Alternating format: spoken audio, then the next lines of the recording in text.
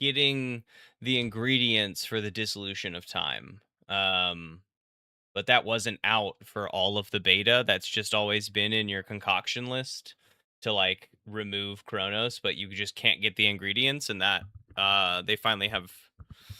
I mean, you have to know that that's the like way, like what we're doing for the game. I thought I had that like since early on. That didn't. That's not. Yeah, but no, it's not like an item I have. It's something that like they told me that this recipe existed, and then that I've never been able to find the ingredients for until this last set came out. It's the invocations or whatever you do with the pot. There's one in specific that takes like high level stuff that I actually still don't even know like what gives you that stuff. But I think in like version 1.0 they have finally put that stuff in the game, and I don't know what that I haven't figured out what that stuff is, but I have had victory runs on bottom and top, and I was at like where you get that wall of like you know from the first one where you can increase difficulty in various ways. Um, I had like maybe 10 yeah, like level 10 of that difficulty built up, and I was working towards that like next like maybe level 16 or whatever was the next like thing where you get some sort of actual reward for doing it. um I mean, no spoilers. You have to know the whole point of the game is to beat up time. I didn't know that they would give us the access to those concoctions in a different order. Or maybe they haven't, and maybe there's just something specific you haven't done yet. I do not know.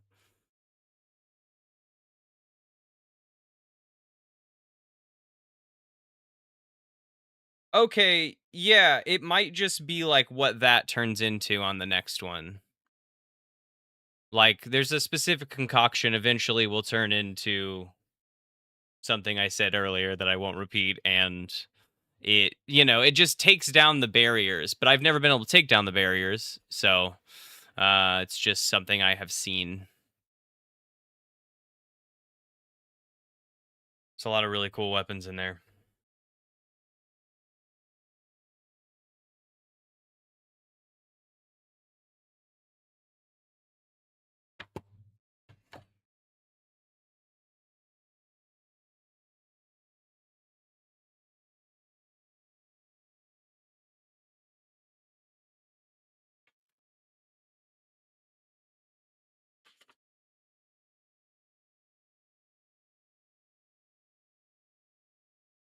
Oh yeah, they all have very different play styles. I love Hades one. I'll hear no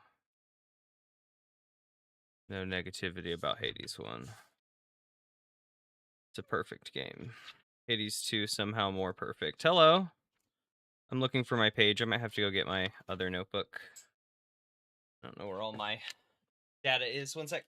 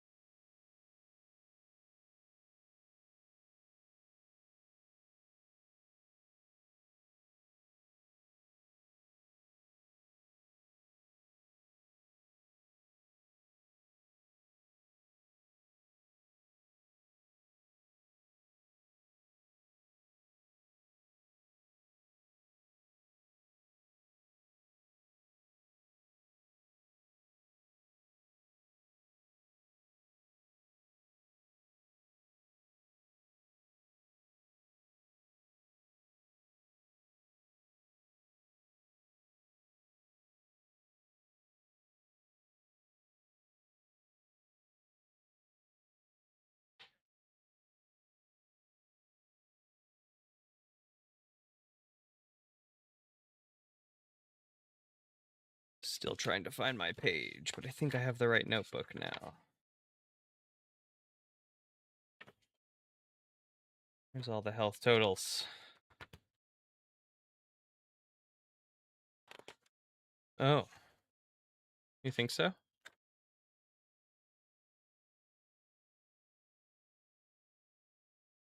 Oh, no deception.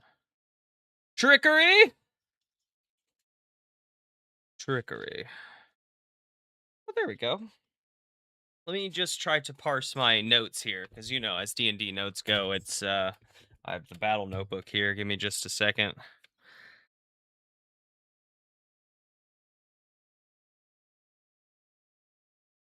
Okay, I've crossed out. Okay, I'm gonna try to like parse this. Uh, okay, we're back. We're back with part two of our final battle. Part four, really, but part two of this phase, the last phase. We combated the hunger in this ever shifting environment. The reality keeps changing every turn. It seems to be getting more intense through every shard of reality that the hunger throws down onto the field. It changes. You guys have been in very like lava terrain. Lightning has struck here and there. You've been in a storm one, but nothing's really gone on. And I'm going to be honest, it's because I forgot the entire turn to do anything. But I did write it down so I won't forget. In this battle, Yi has ascended to like godhood of some kind. He's taken his place up in the air with Hadar, who really isn't giving help, but is sort of watching Yi in a like mentor giving a test like fashion, right? Even though it's not her test, but she's still like, you know what I mean? She's like watching over, like judging how things are going. In this combat, we have lost all of our allies. Davenport and Lady Death. Jeff is still alive. He has not taken a lot of damage, though I think Yi, you're keeping up with his health, right? That's right. Okay, that's right. That's right. You did have to res him. Um, Lady Death is gone. Davenport's gone. And you guys have just fought off the assault of the hunger. You've done a lot of damage. You've taken out 3 of the 4 floating orbs around the hunger. You have learned that you are inside the hunger. So while there is a characterization of that swathing over the sky in front of you or above you, the dome is the hunger. It's all the hunger around here. And so you've learned that you can assault the dome to assault the hunger. Um, and you've done that.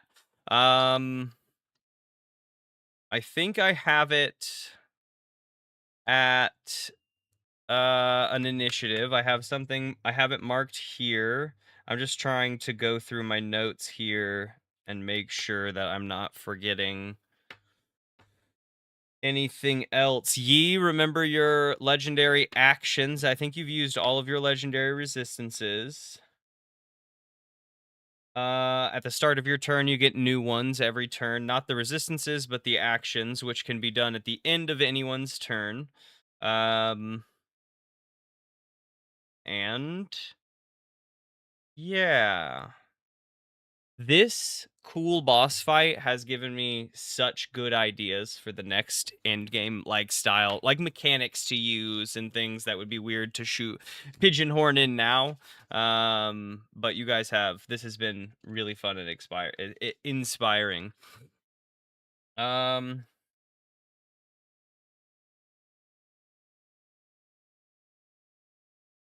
yeah. Do you have did I give you a character sheet for Jeff? Did I send you an image of this? Okay, stellar. Wondering why I had that written down. Okay. And this hasn't, this has been a slog so far, but we're in it. In media res. Currently standing, let me pull up our roll 20 really quick, just so I have the visual you guys are seeing. Let's move that over here.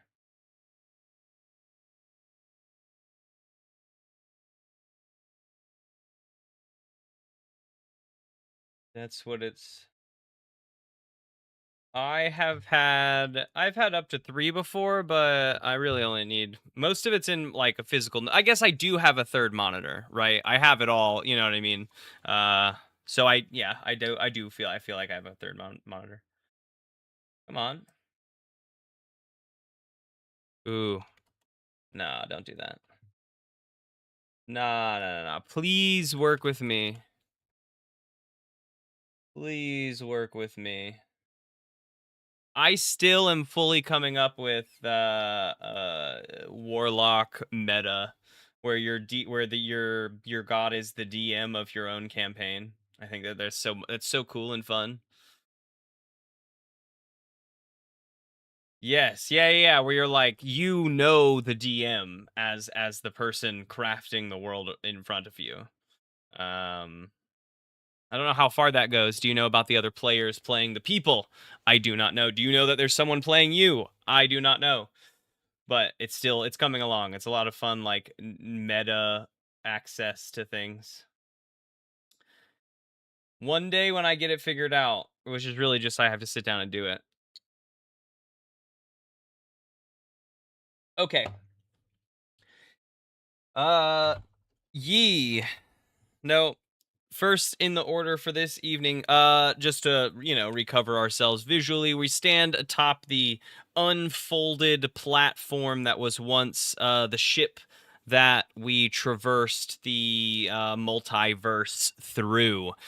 Inside of the hunger, it has unfolded into like a platform with the giant bond engine behind you guys, which Yi has used a bit of to claim some of this godhood. um Bond engine circles, rhythmically behind you guys. You stand on this platform. You are inside of a swirling, like, vortex of whipping winds. Imagine, like, Dorothy in The Wizard of Oz, the giant tornado. It's surrounding her, and there's a cow flying, like, this intense of whirlwinds. There's lightning that is raking across the edges of it. You can see little tears and sparks of that multiversal color seeping through. And you guys haven't tested what stepping off of this is like, though the other atmospheres have been kind of true to form. So I think that it would be a safe, bet at the moment to imagine stepping off is like stepping off into just air. You're in the eye of a tornado, and at the start of Tim's turn, I need a dexterity saving throw just for Tim.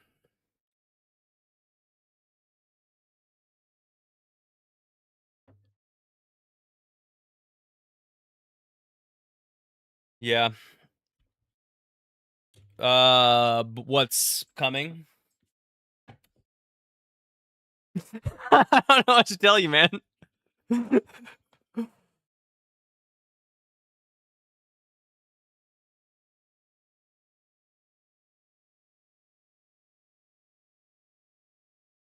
A strand of the lightning raking across the storm peels off like a little tendril of plasma and just rakes across your back.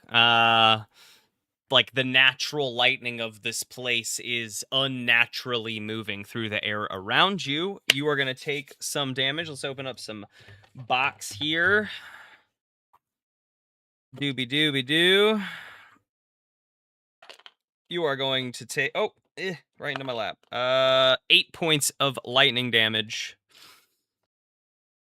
And then it is your turn.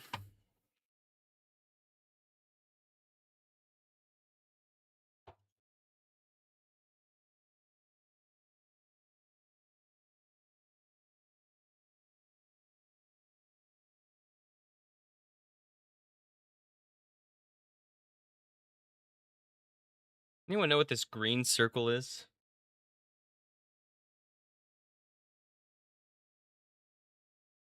Yeah.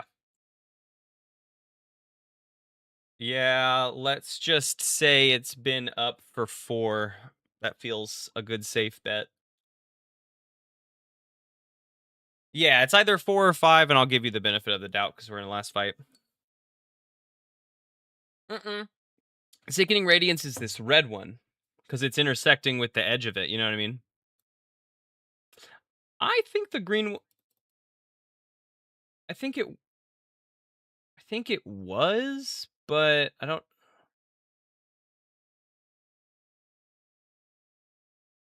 Yeah, I think it did. We're just gonna remove it because it was probably a one-turn thing. And since I don't know what the effect is, there's no point in having it down.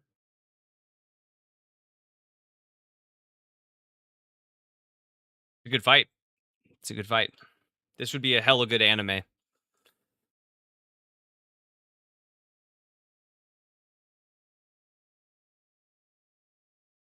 Just listen. No, unfortunately, because this is someone else's IP entirely. Yeah. Not really here, but like, you know what I mean? It is still their IP.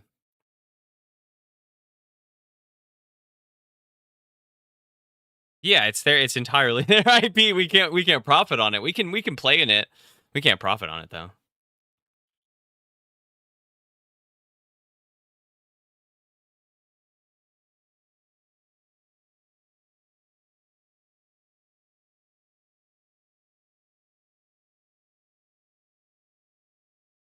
Your turn's coming up.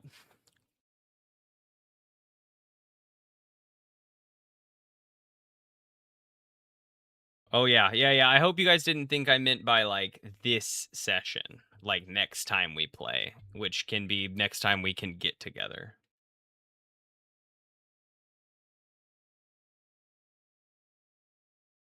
No.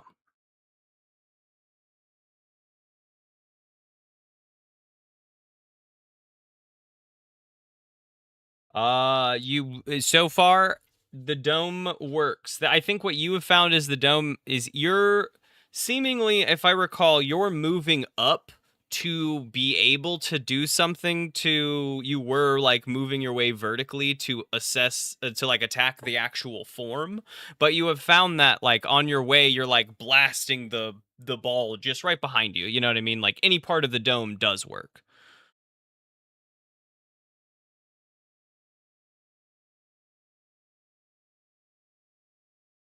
Mm-mm.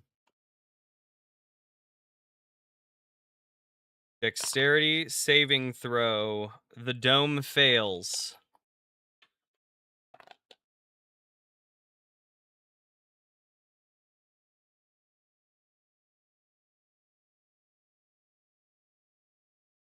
It doesn't suffer, but what is sickening radiance? Could you refresh us on that?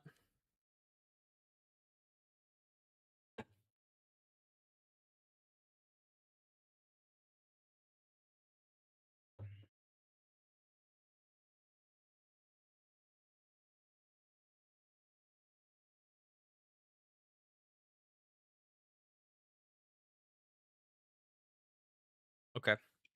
Okay, so currently it's just a damaging thing. You had but also this hunger is under the effects, I believe, of synaptic static at the moment too. It hasn't saved against that.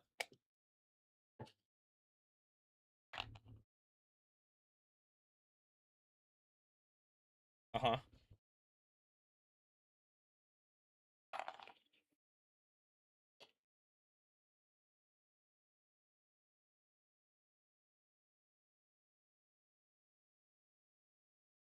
Okay. Yeah, yeah. And he gets a save at the I I thought you did synaptic static and then next turn sickening radiance. Sorry, what's up, Buddha?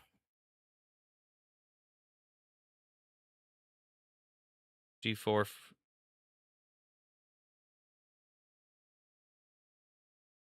Oh yeah, a +1 to all rolls that you make. We're including damage. We're making anytime you roll, you can add one or subtract one if it helps you more to subtract it for any reason.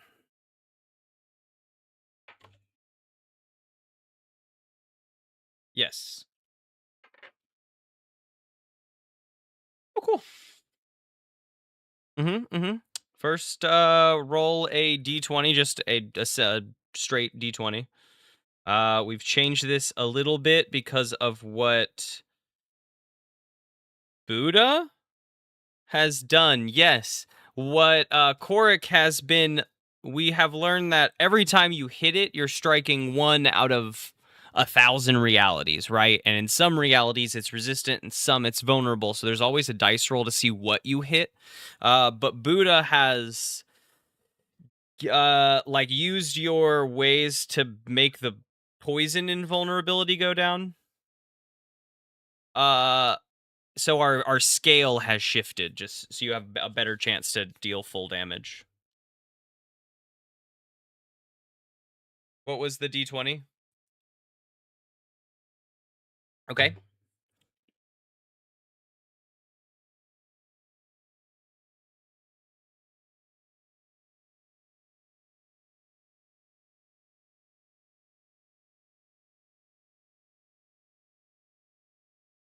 Nice. Okay. You can give me a perception check.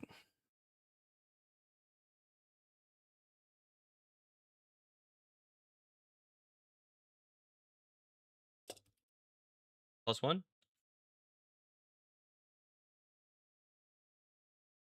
Now you get a +1.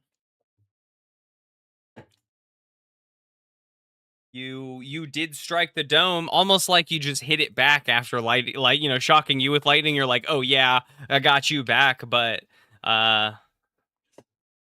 know,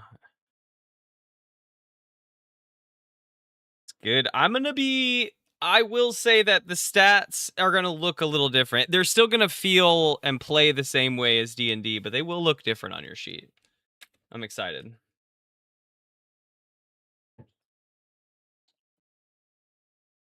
Uh, I think that you if I recall, you weren't up to the point you wanted to be for some. Like, I think you want to. If I recall, you were moving vertical. We'll put you at about halfway just when we start your turn, so that we have a physical place for you to be. You are about 60 feet up in the air. I just dropped a pin inside of my beer. You're 60 feet up in the air. That sucks. Um,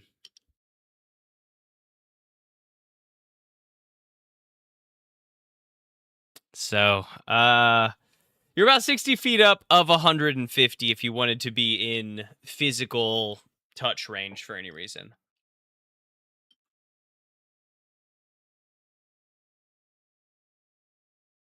Had to finish that beer to do that.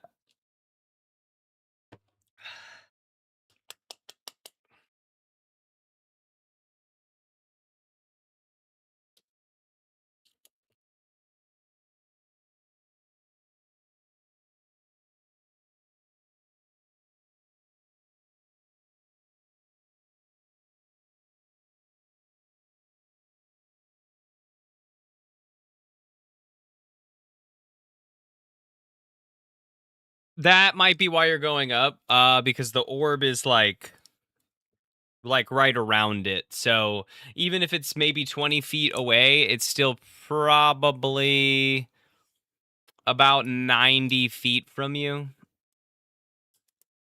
You do. Yeah.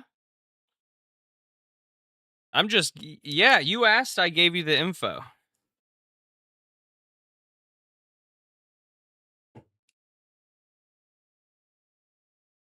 Yeah. Yeah, I think so.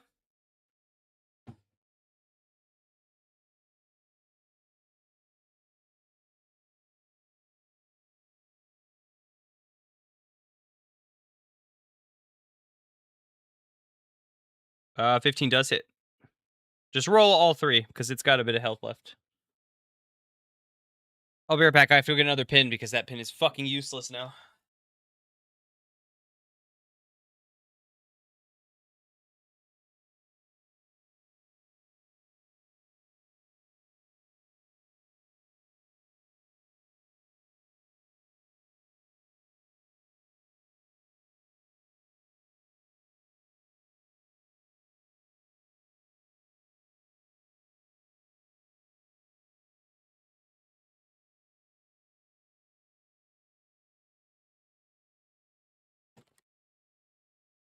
Okay.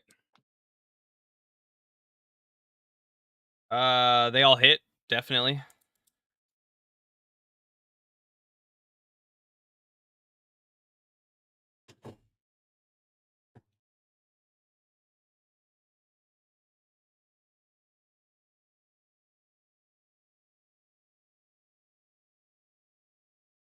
I love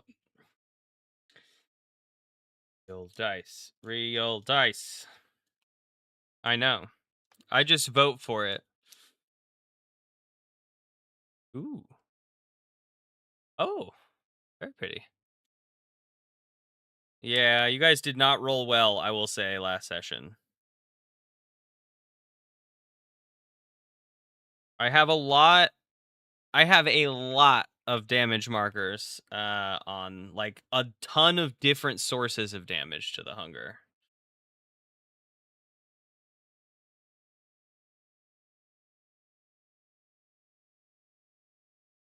Yeah.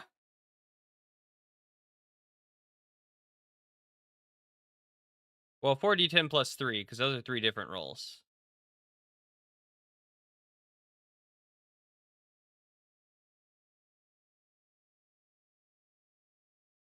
Mhm.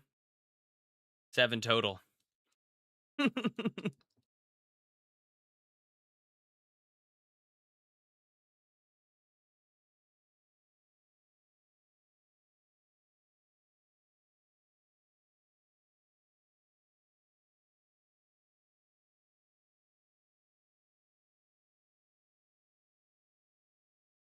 I need you to roll a d20 as well.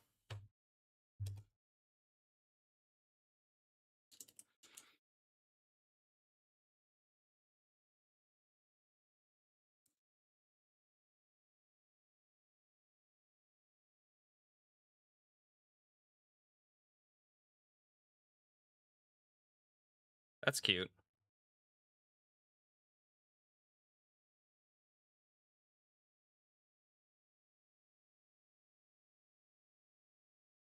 Just for each time you rolled.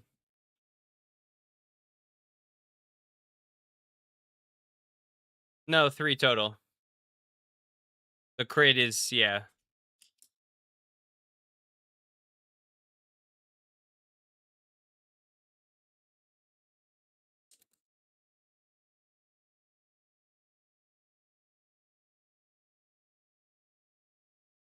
Yeah, 26. That's the plus one we're talking about. But it's just because it's 3 different damage rolls that are all stacked together. Yeah. 26. Yes. And roll a d20. 14 again. All right.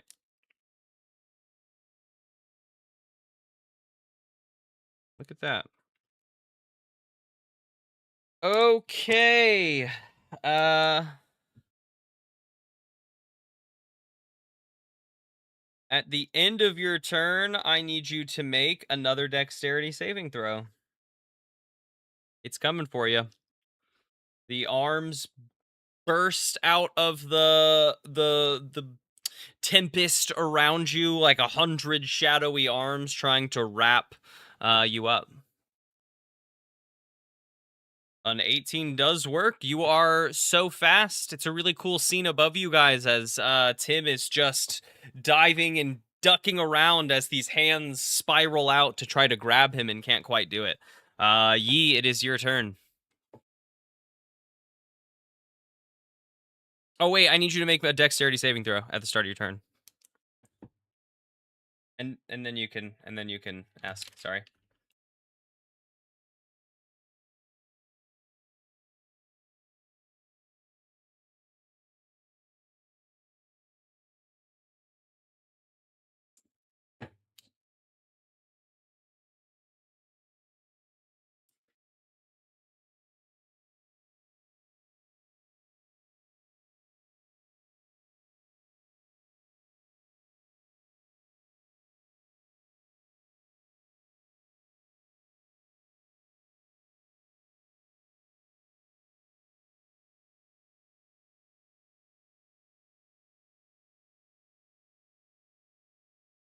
19's great. Another one of those tendrils of plasma tries to just arc right through your space, but you do a little phase next to where we're sitting before. Hmm.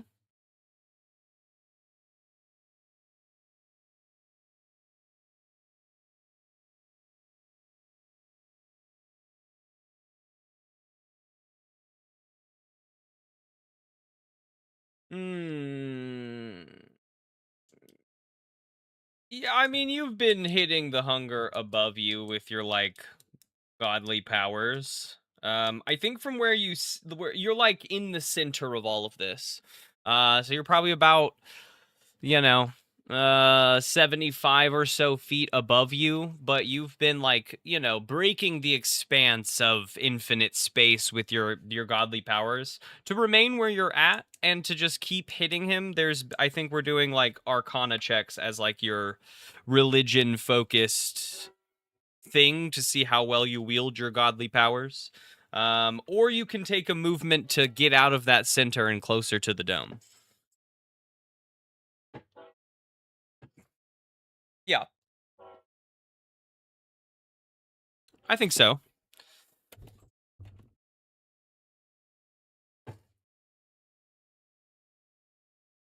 Yeah.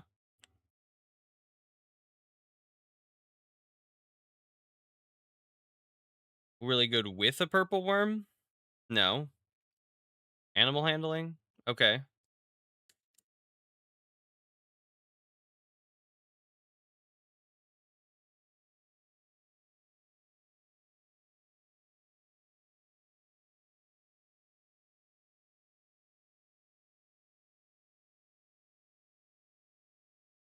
Okay.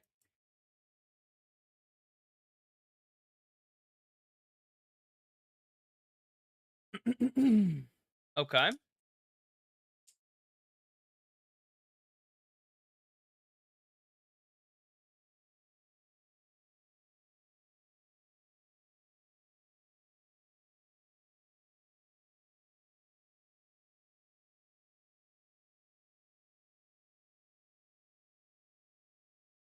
Mhm. Mhm.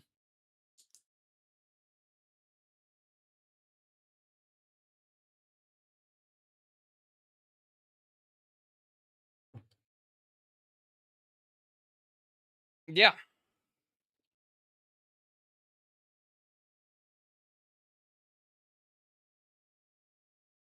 To hit? To hit does not do it. It just seems to extend up a little further, right? As you try to whip it, it seems to ever elongate above your dagger.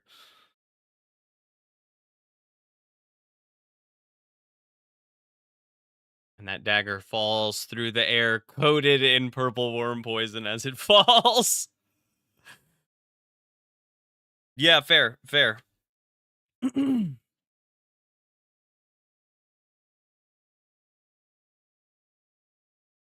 There's no floor to this space as well as I guess. I mean, no. Mm,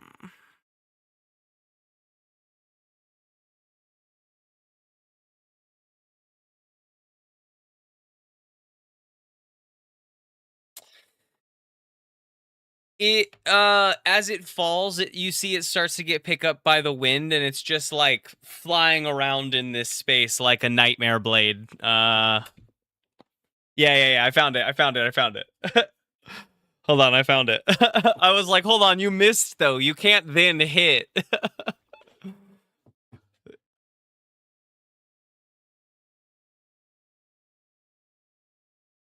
Ding ding ding ding ding ding. No, yeah, it just picks up speed and starts whipping around, and then you summon it back to your hand to avoid being hit with your own poison.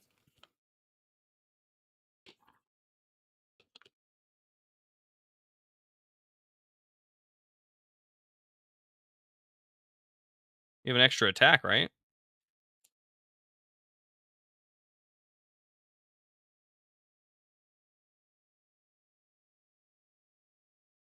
Hmm.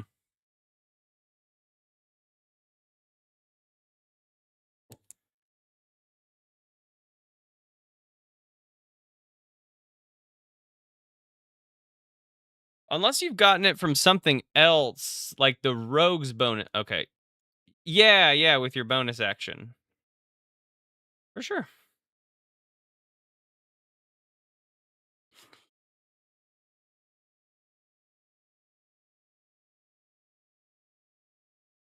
Yeah.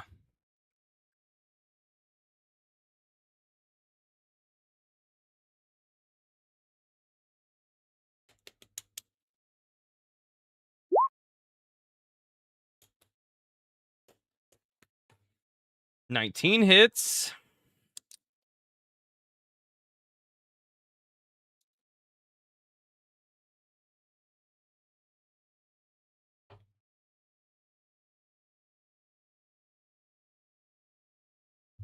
Fails the con save.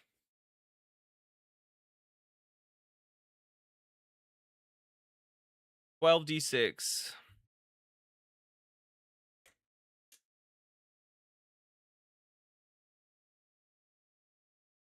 Oh yeah, you'll give me that whole total.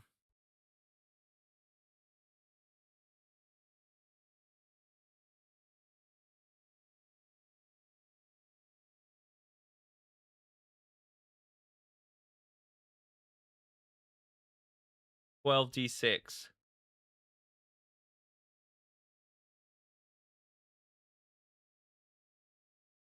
Plus 1. 53. Roll a d20, and if you roll well, you can do it. Do it.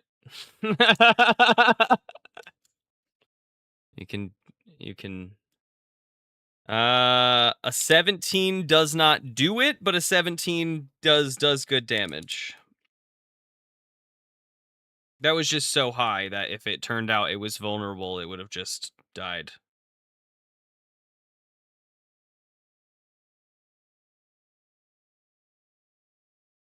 I won't tell you that yet. Anything? Yeah, but we've forgotten that now, and no one wrote it down, so it's great. That's great. You're the one doing it. Is that the end of your turn? At the end of your turn, I need Toxic to make another dexterity saving throw. The arms are chasing you down, brother. Mm-hmm. They're trying after you. It's a good sequence of where you're up and down and spiraling.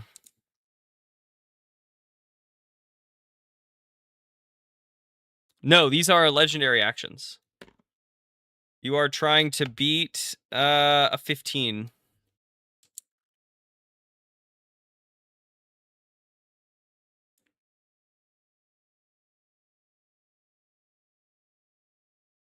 One wrong turn in the sky brings you face to face with one of the arms extending out. And as it hits you and blocks you for just a second, it's enough for all of the arms to grab you and just wrap around you.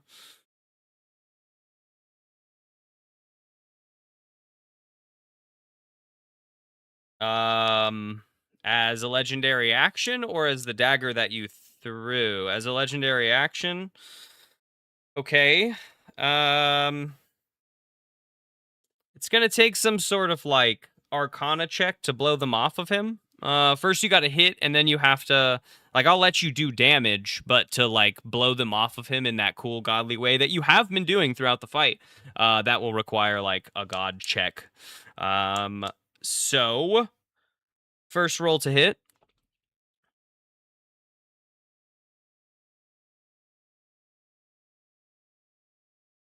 Yeah, that hits.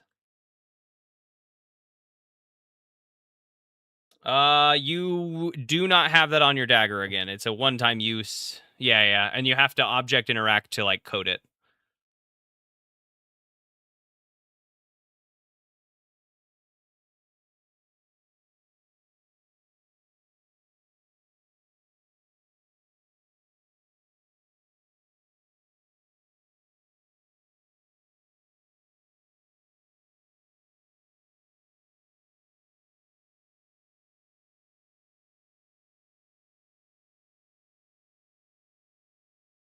You will need a DC 17 Arcana check in order to, like blow open with enough force the space that Tim needs to make that an escape and not a.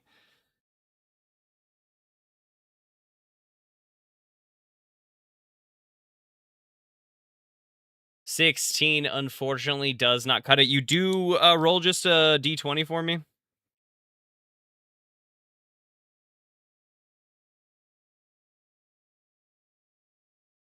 Okay. Okay.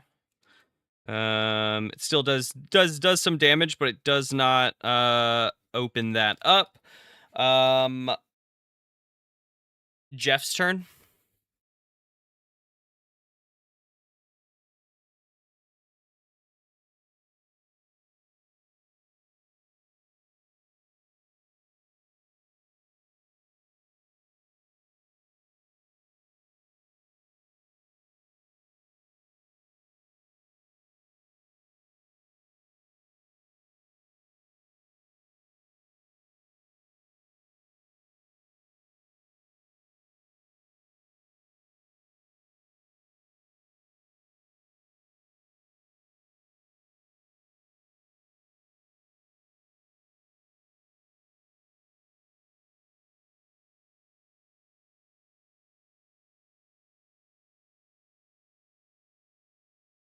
Yep.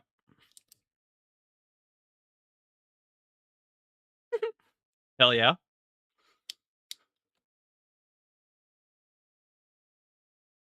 Come on, Jeff. Kill the hunger.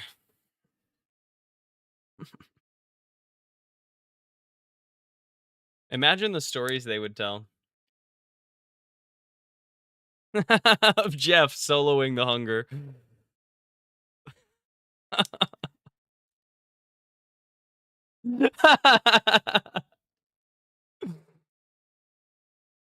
Yeah.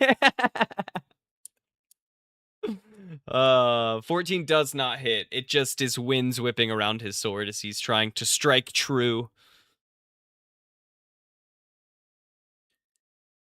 Oh, wait. I also need a dexterity saving throw at the start of Jeff's turn, right before he does that.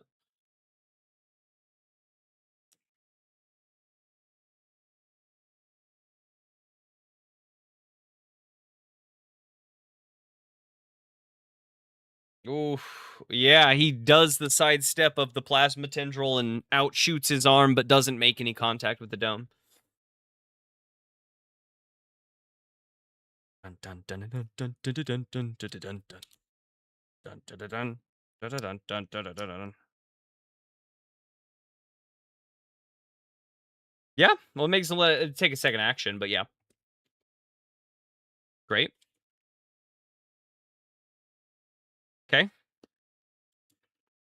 And dun, dun, dun, dun. Mm. That's a hit. Let's go, Jeff.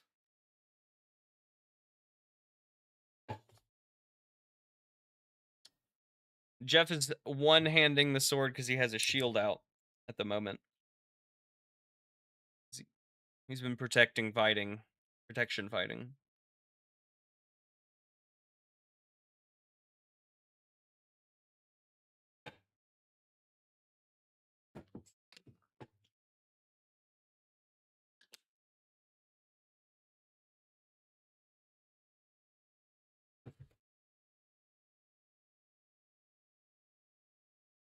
Okay.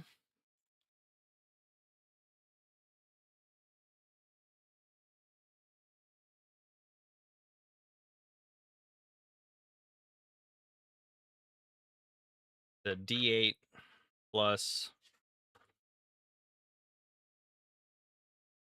yeah, D8 plus 4 damage.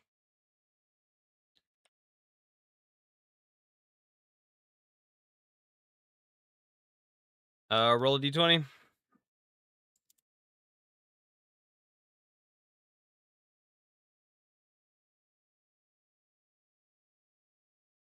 Went? No. What? No, he didn't. On a natural roll of a 19. No,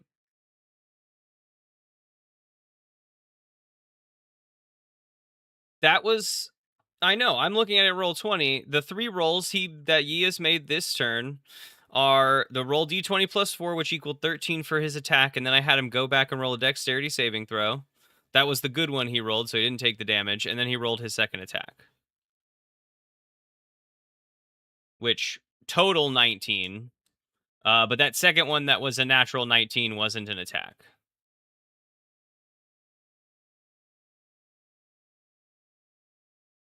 No.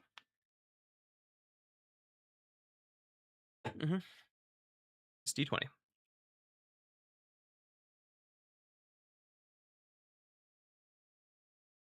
Okay.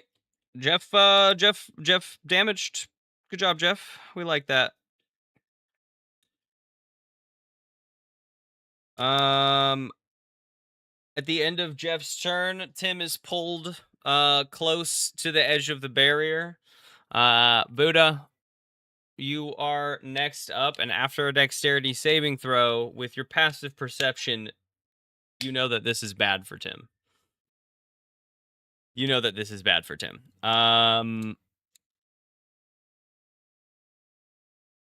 It is your turn. Dexterity saving throw. Yes. Okay. You are going to take a little bit of lightning damage. Oof, 15 points of lightning damage as a couple of those tendrils just come down your giant barked exterior.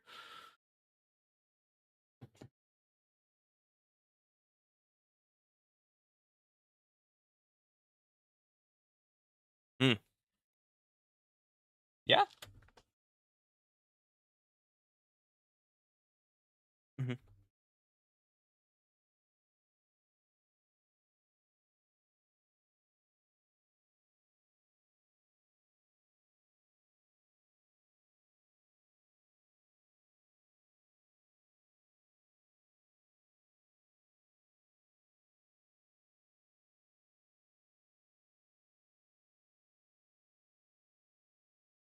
Okay.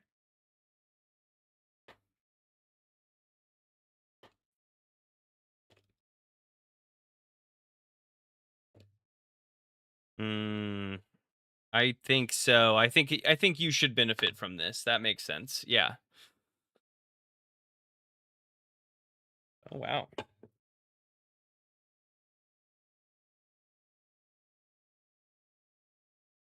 All right, big spell.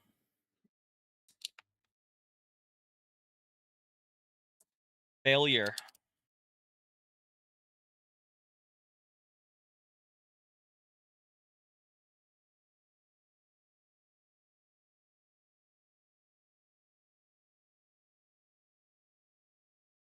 Yeah. Yeah. And that's upcast to level 7. Okay, cool.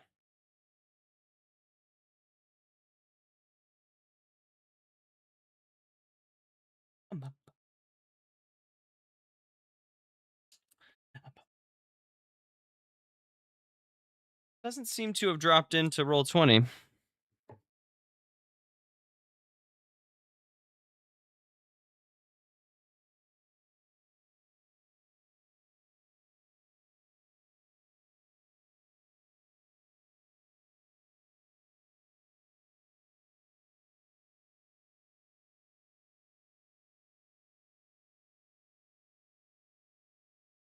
No.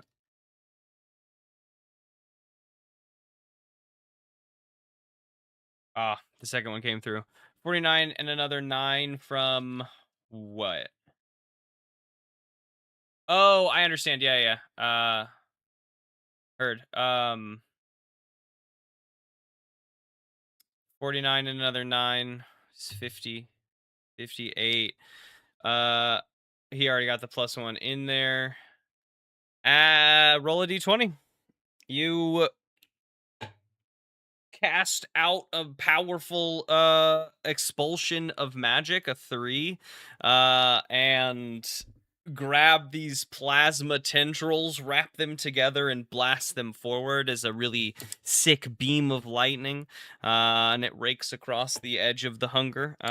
Doesn't seem to respond too much to it, but you know that everything you've been doing is still causing damage. Actually, with your passive perception, yeah. You're good. You're good. Yeah, still causing a little bit of damage here and there.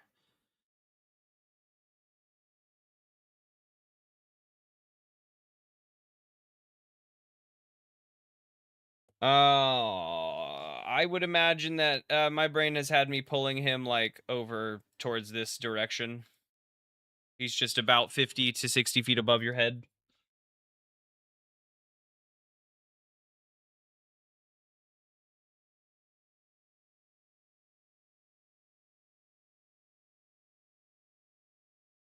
Okay.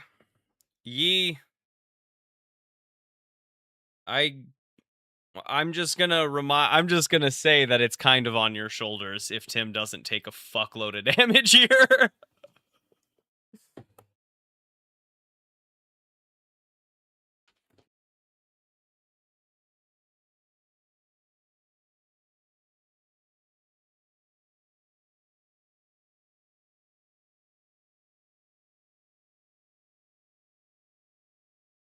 Mm, I think that's pretty cool.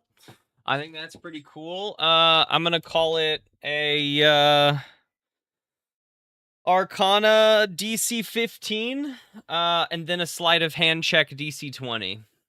Arcana to just be able to do your god thing on the first bit.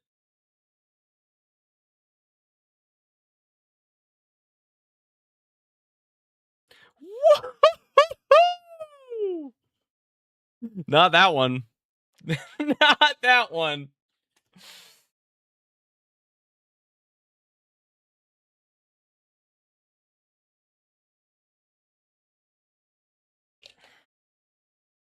He's gonna take a lot of damage.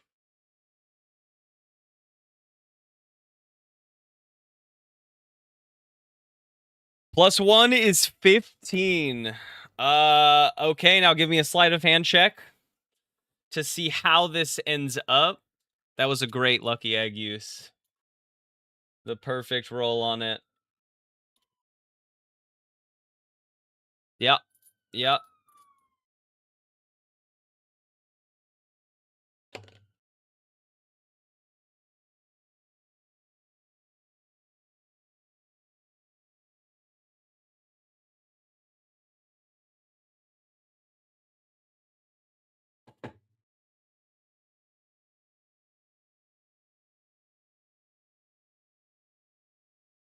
You reach out.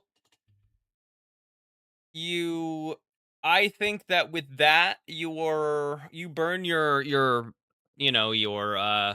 legendary actions, but you are able to just reach Tim and break those binds as he is like his wings shoot out to keep him from literally going into the storm. He is like right up against the wall. Um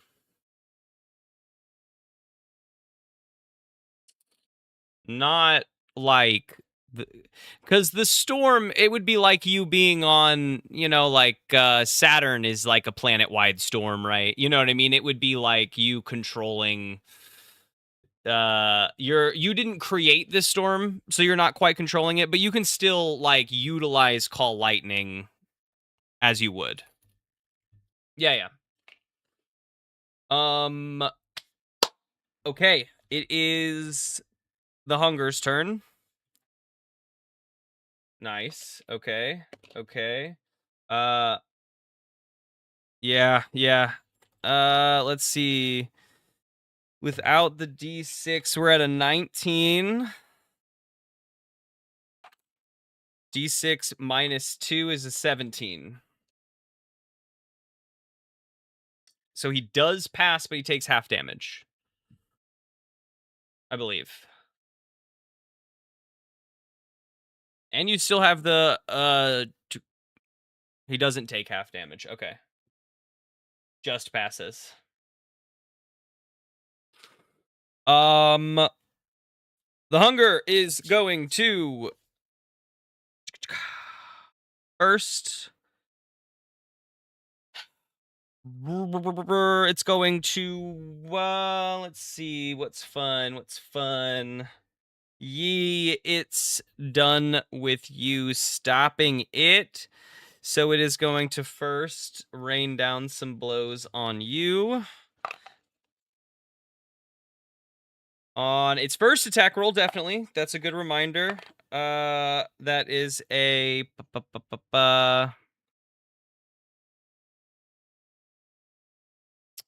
16 on the first one. 16 hits. Then I will mark second hits, third hits, fourth is a natural 20. Here it comes. Lots of just a sky of fists coming at ye. No.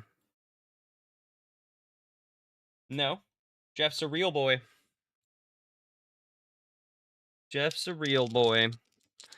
Okay, so I am rolling 5d10 plus 24, just so that you know what's coming in at you.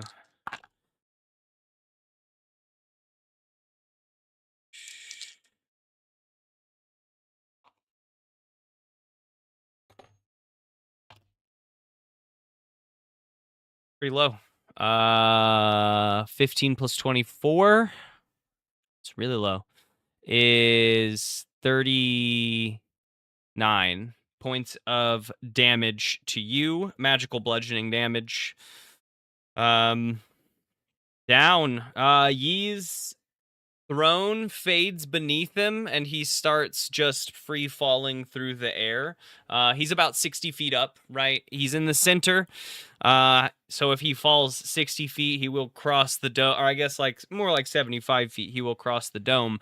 But I will tell you that terminal velocity in D&D, you are reached within seconds. So on Yee's next turn, he will be crossing the barrier at, we'll say, the end of his turn, in case there's anything that occurs on his turn. But he will just into the hunger.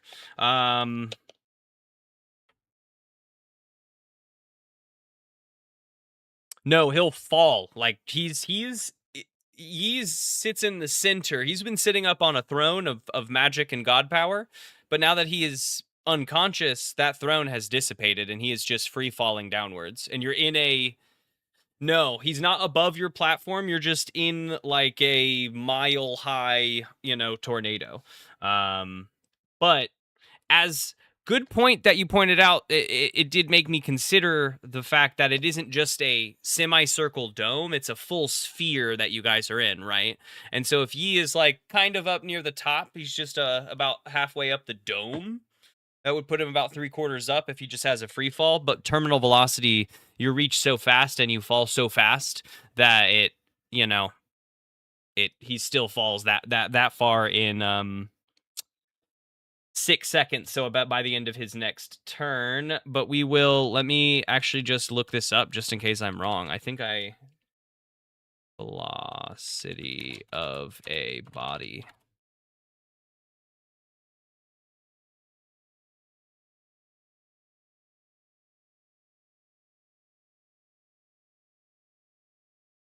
How fast do you reach terminal velocity?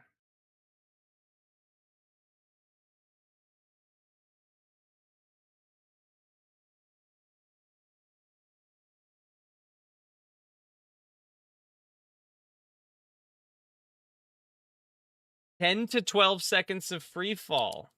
The thing is that so that's 2 turns that you will reach 120 miles of falling speed.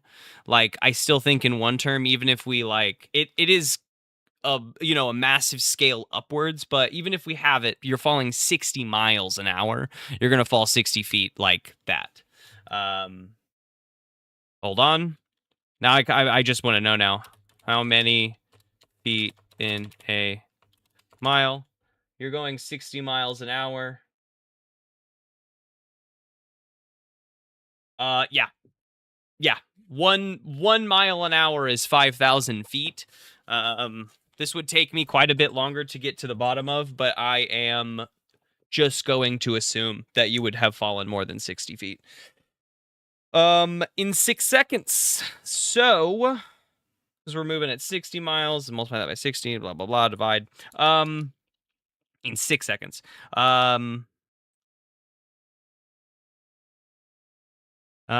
He is about 60 feet above you, and I'll say that actually, yeah, he's 60 feet above you, and about 75 feet below you is where the bottom is. So he's got actually about 100 feet to fall. 100%.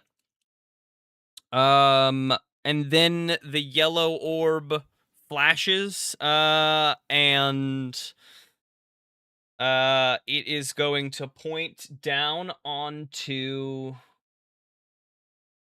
I'm gonna pull up my roll 20 again. Where's this? That's over here. It's going to trace a line with its finger across this battlefield, and I will. Yeah, we can consider this one a spell. Actually, just give me a luck check. Give me a luck check, because it's we're crossing the. I have not given him any spells, but I think that there's a reality this could be a spell. So 10 or above, 17. It is a spell this time. It's a counter spell. I will need. We're gonna say that it is a 4th level spell, like equivalent of. So I do need a check from you of some kind, but it's on the lower end of those checks. I don't know what the math is on counterspell. 4th level. Yes, yes, it does. Or there you go. Okay. You see the wall of lightning start to just clip in on both sides, and you throw your hands up in the middle of it like Noah parting the sea and just crash the lightning back into the storm around you. Hey, finally, that's good stuff. Okay. Uh, Tim, we're at your turn. Your ally falls free fall in front of you, the hunger above you. Ooh,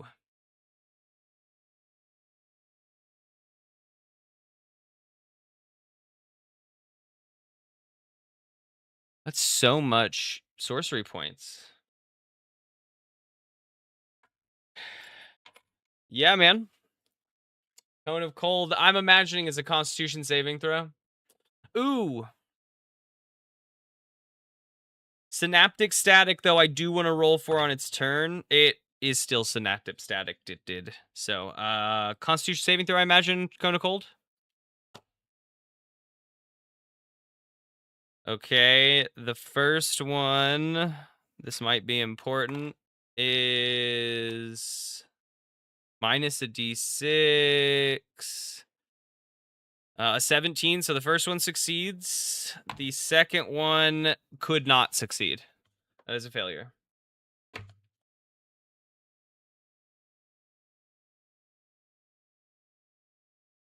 Yeah, yeah, it's coming. Yeah, you could just turn around and touch the dome.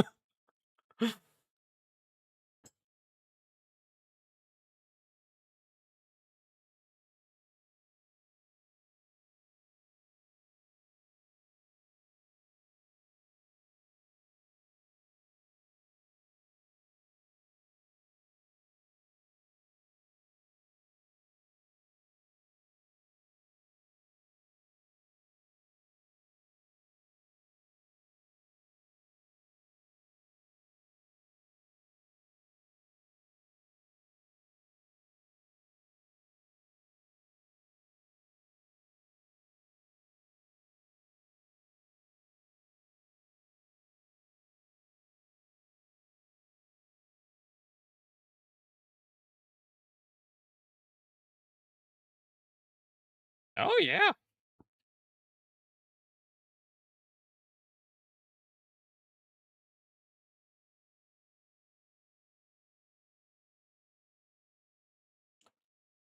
You know?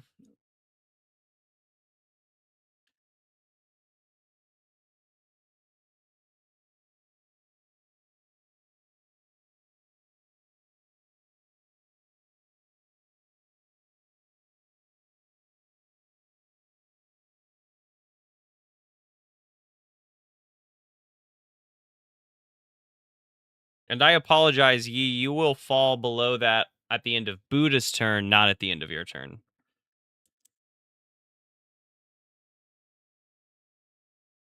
D20.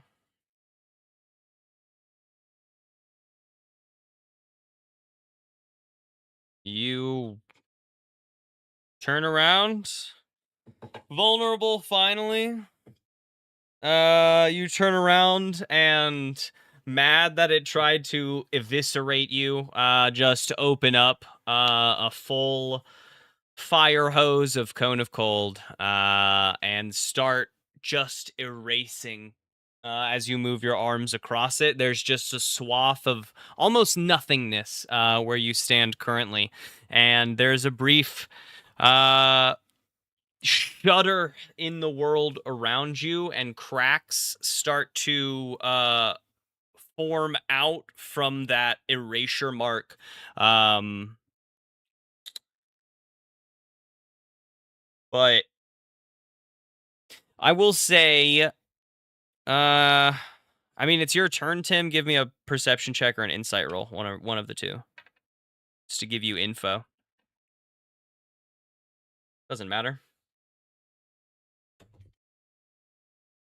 13.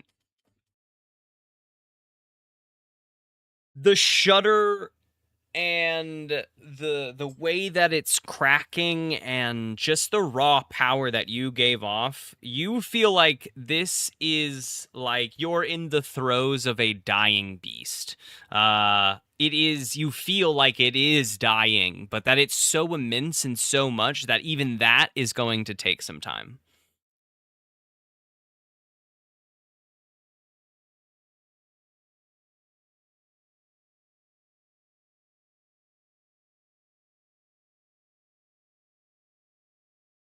Actually, that's a good point.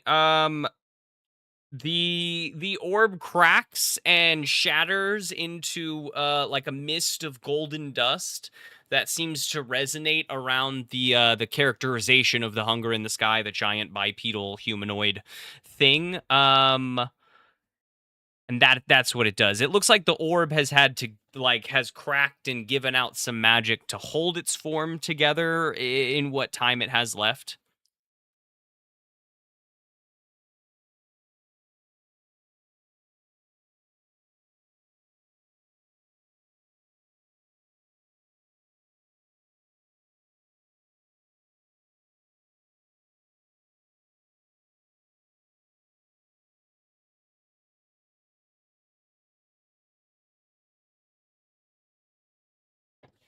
How much movement do you have?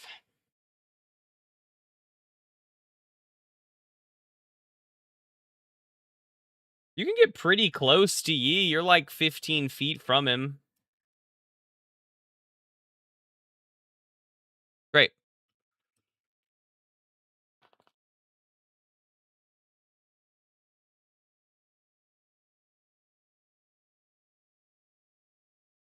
That's where you were. That's where I imagined you were. Where was your little token? Oh yeah, because when you were pulled, you would have been pulled like up against the thing. Uh, when it was like, yeah, I hadn't moved you. But if you like movement wise, you would be about, I think, here. I'm trying to mark it, but it won't let me. You would be like about here, trying to get to Yi. No, like there. He's in the middle. He's above all of this, but technically he's about positioned here physically. I moved him to the dead center of the circle.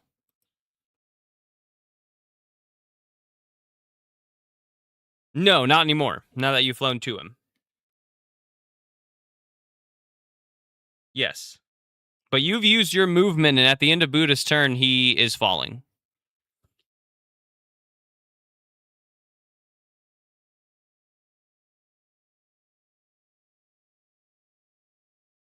Um.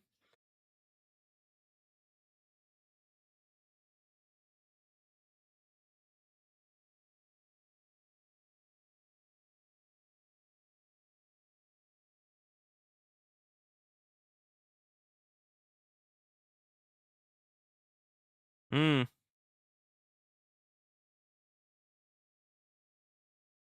I don't know.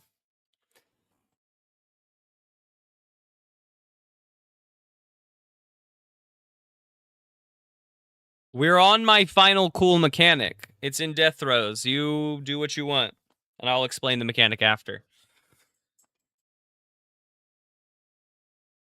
You consider. I'll be right back. Or do shoot it and roll.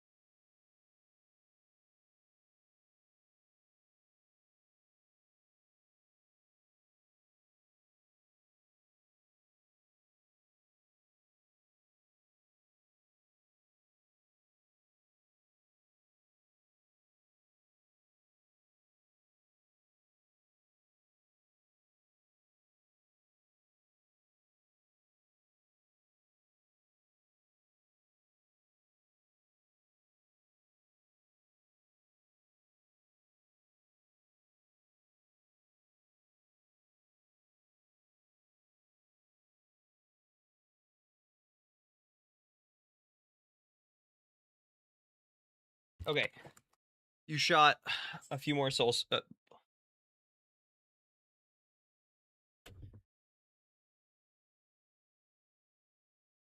Okay.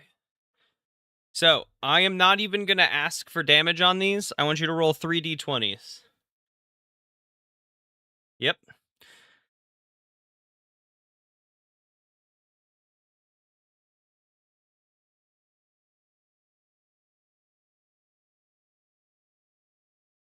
Yeah, it's your no. They're just this is to like this is the vulnerability check that we're checking right now.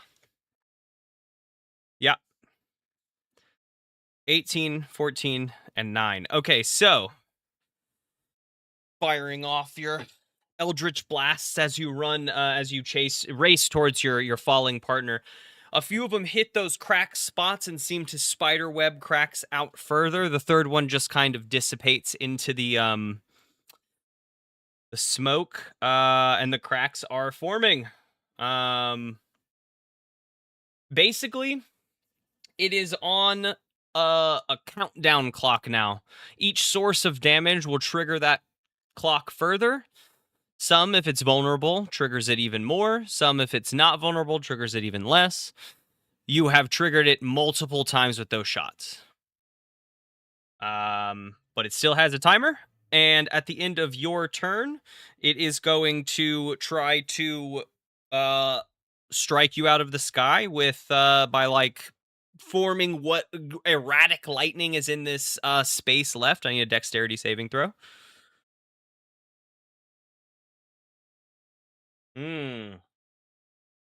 That's a pass. You expertly do a barrel roll and dodge out of the way of this massive thread of lightning. Yeah. We move to Yee's turn. I need a death saving throw.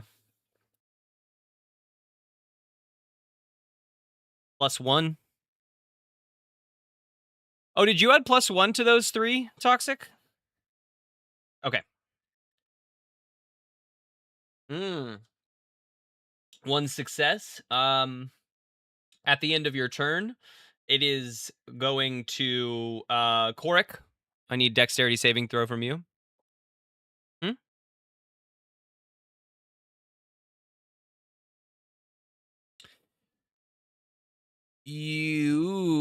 Okay, I was gonna say you can't use them for sure. You can use them at the end of Jeff's turn because you can use them at the end of another character's turn. So at the end of your turn, it's doing a thing, and then it's Jeff's turn, and then I will allow you to use all 3 to like God powers yourself back up. I like that. That's really cool.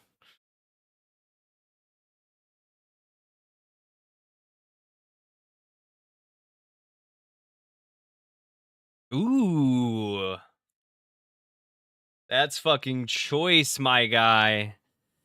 Korik, you step forward.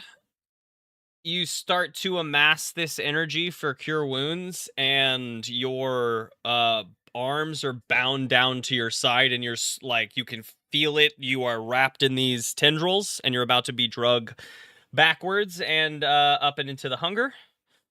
Jeff's turn. Jeff, save him!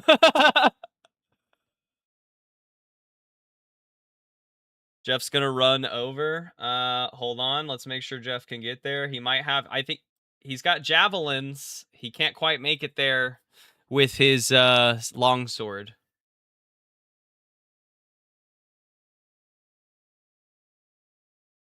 Okay. Strikes true. What an absolute fucking unit on the battlefield, this level 4 fighter. Absolutely crazy.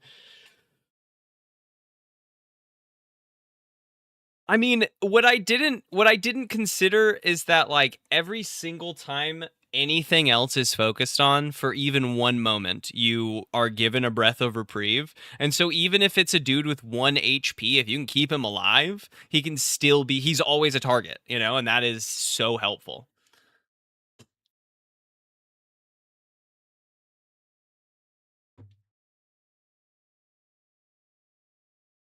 Level 4 fighter. Absolutely crazy. To throw is dexterity and proficiency also, which Jeff has a +2. Come on, Jeff. Come on, Jeff. Hey, that's a hit. Roll me Jeff's second attack because he has 2 attacks.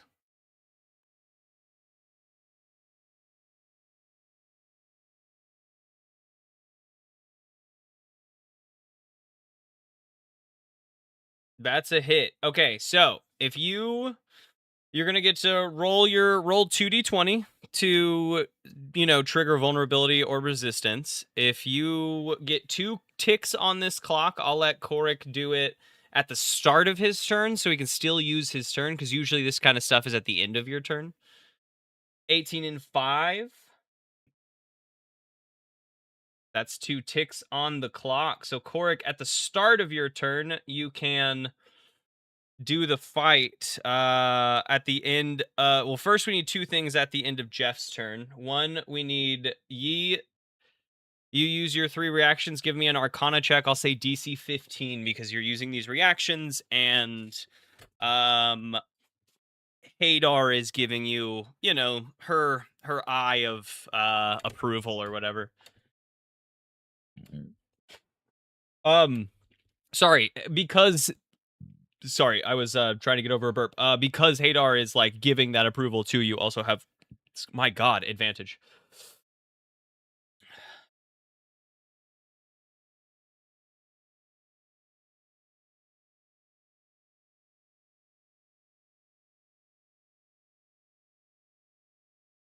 Holy shit! You needed to roll high for that to happen. Yeah.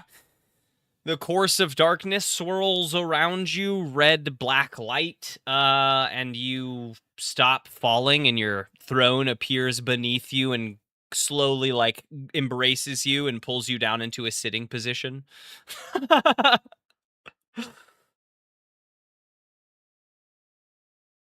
Hmm. I'll give you a third level cure wounds. So that should be 4d8, no, 5d8 of health.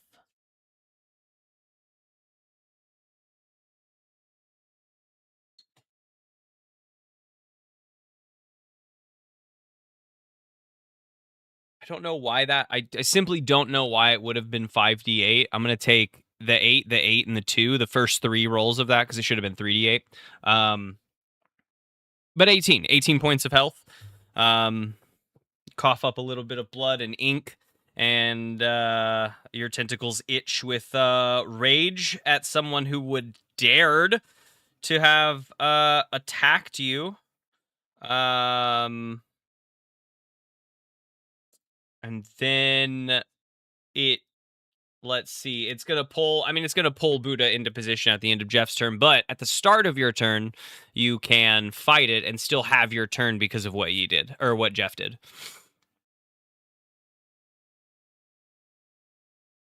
No, because he's rolling on this countdown clock. The shatters and the spider webbing of like glass has intensified because of what Jeff did.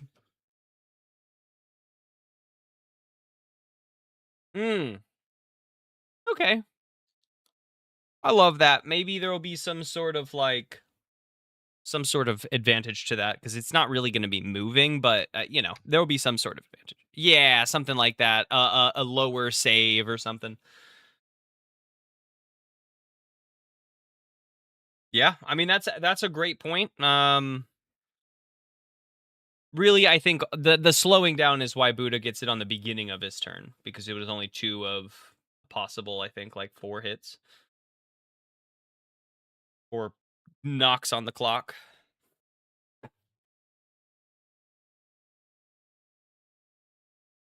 They're gonna write. I mean, they write ballads, sure, about the super powerful people, right? But think about the one dude that definitely shouldn't have survived.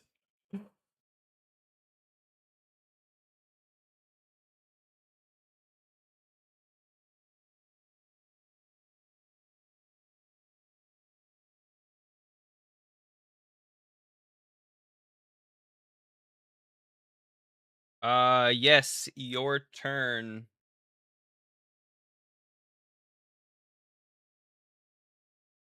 Ooh.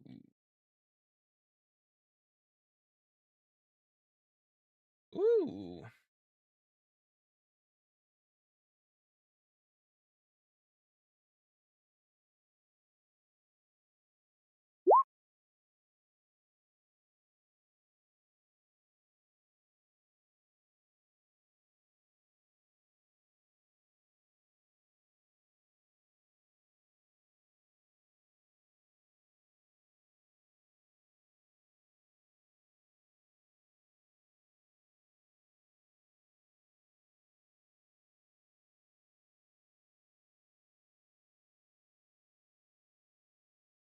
Oh wait,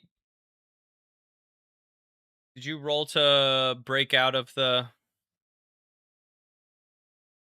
he allowed you to roll at the start of your turn. Did we do that roll? I'll let it be a spell attack roll, but it's going to be a contest between like you and him. And I will let you know what that contest. Ooh, it's low. It is a DC 14. That's about as low as it could be for him. Easy. You burst with a cloud of magical energy, run forward, cure wounds your allies. Anything else on your turn? Is mass cure an action?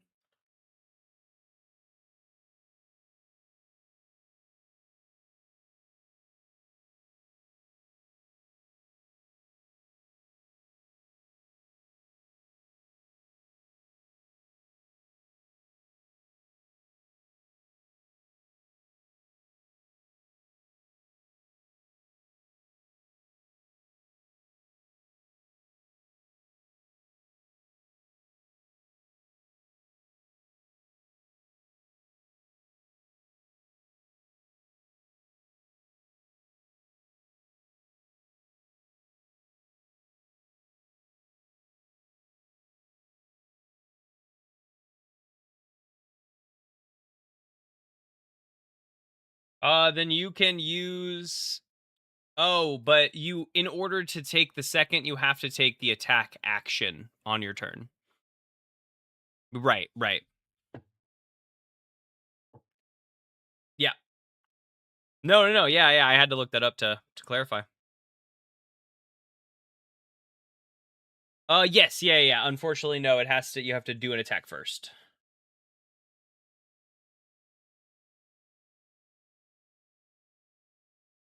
No, because the hand crossbow has the loading property.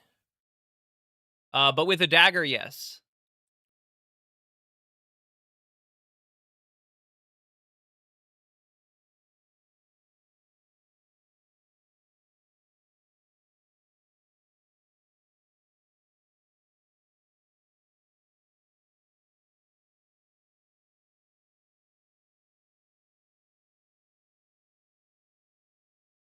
Mm-mm.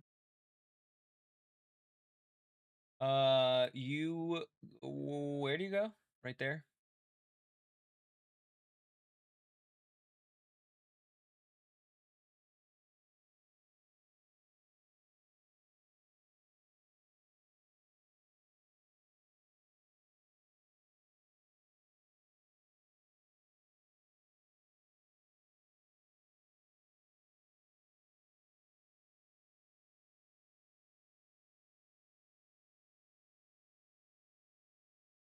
I would. I mean, at this point, it does like it. Uh, yeah. At this point, they look a lot more physical. You know, I bet you. You know, you would probably imagine you could like start prying shit off of this dome. You know, as to what that means narratively, it's hard to parse, but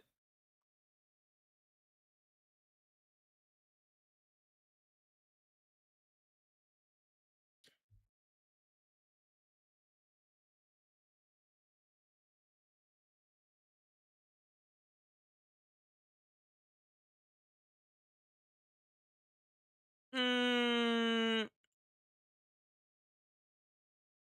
I mean, there's a world where I'll allow this to do a tick on this marker. First make a spell attack roll versus his AC, we'll say. I like the use of this fun like niche in a niche way. Spell attack roll against his AC.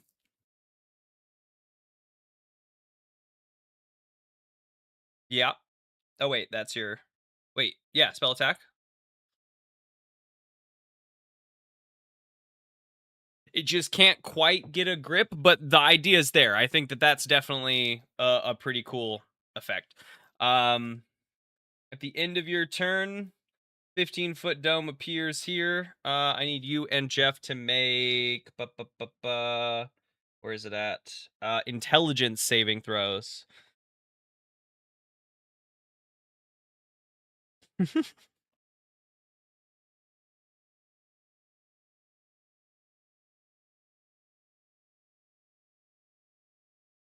Ooh, two failures. It's going to be. Shit, drop the dice. I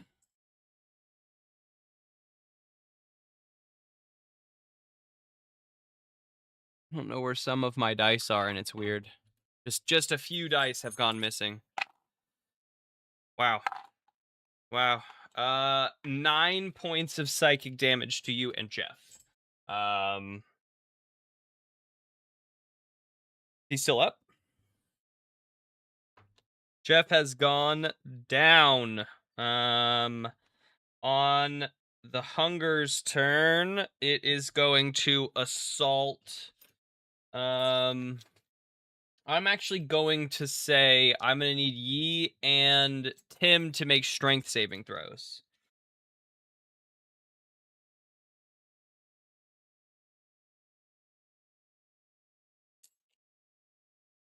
Sorry.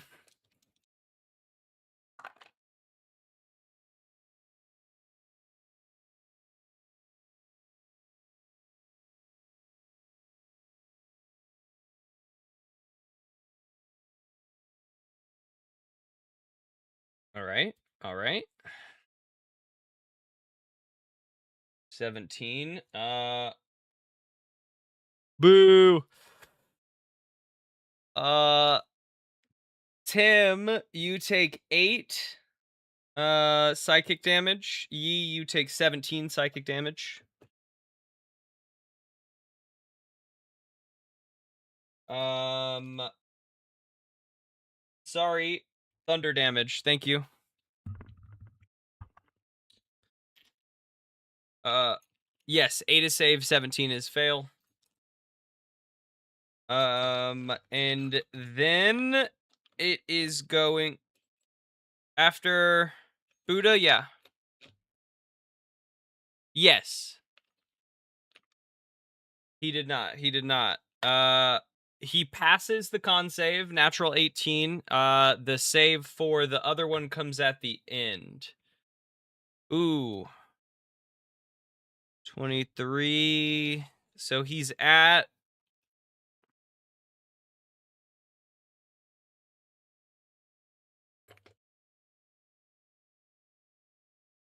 He would have to roll 6. He'd have to roll a 6. No, because 18 on the die, plus if it's a con save, he would be at. Yeah. No. I rolled a 5, so he does pass. But the reminder is fantastic. No, unfortunately, just because we haven't been. But maybe there's a world. Maybe there's a world. Maybe we talked about it last time. I'm not sure. Let's see. Let's see. I think the biggest danger is there in the middle. So I need the two of you to also make charisma saving throws. You're just getting blat. Correct. That definitely passes.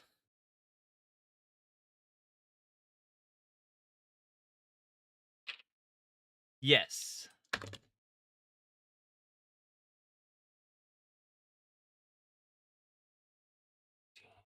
Yi, you take 18 radiant damage, and Toxic, you take 9 radiant damage. It's just nuking off like explosions of magic energy around the two of you because there's two clustered and it's trying to focus in.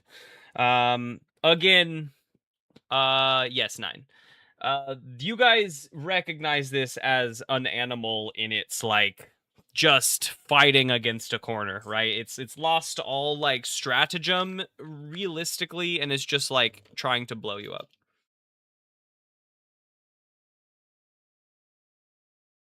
Okay. Yeah, if you still got one left. I didn't think you did, but if you've got them marked probably. Yeah. Well, that one could be important. You turn that into a success. Yeah. No. You just turn into a success. Legendary resistance. No, yeah, you get advantage. Yeah. No. Now I have to look it up. I'm pretty sure you just turn it into a success, but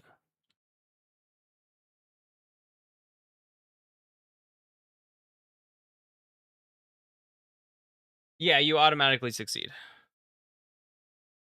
Um. Okay. Instead, you only take 8. Okay. Cracks continue to spiderweb out. Next up, we got Tim.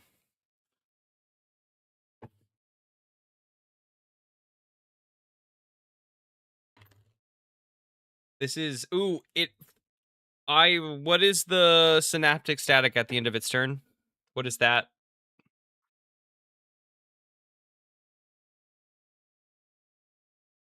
Uh it passed that with a 19. I believe synaptic static comes to an end. Finally, because he's been rolling shit poor on getting rid of that. Okay. Does it still you need a constitution saving throw? Do you still need the -6?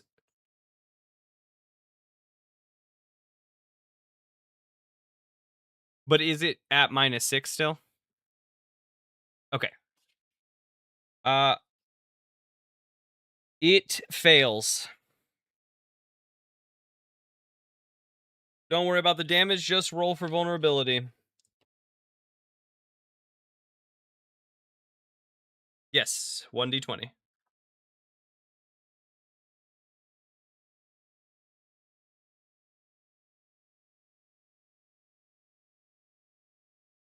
Uh, 12 does you see more spiderweb start to form? It does tick the clock down a little bit.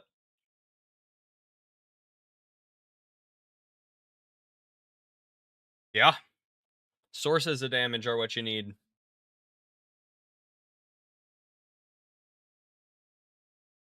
18 hits. Mm-hmm. Mm-hmm. All right, roll three d20.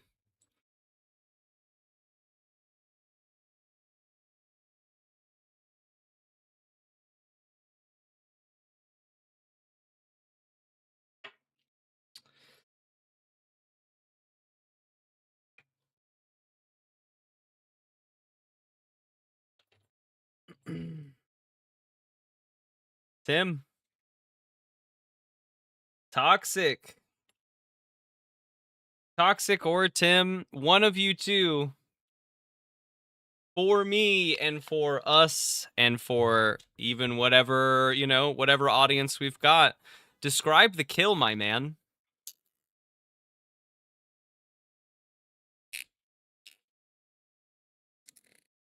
Yeah, tell me all about this. How does this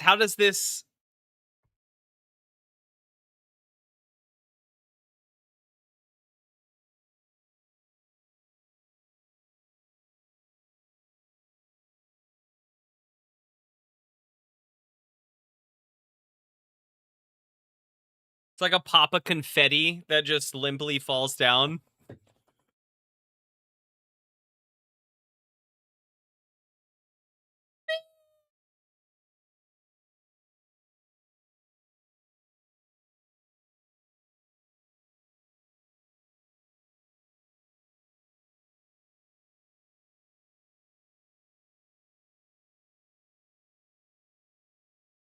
I mean, yeah, anything you want to give, I'll add on top of.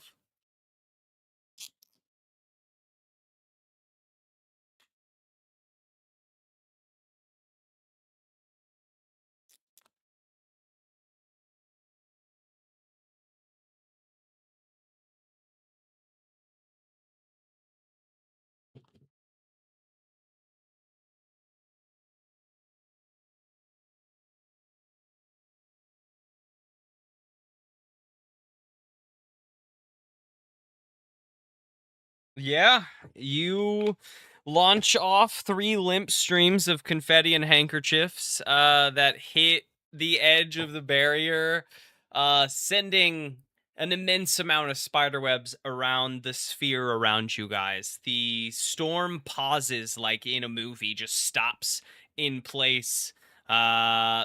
Silence for a brief moment with the sounds of glass cracking around you. Shattering, lots of almost like you're inside of a disco ball as all these shards of reality kind of fall and dissipate down around you guys. The storm darkness fades out slowly, and you are resting on the side of a little bit of a knoll on the moon base that still floats in the sky. You can see what allies are left in this battle around you guys. What's up?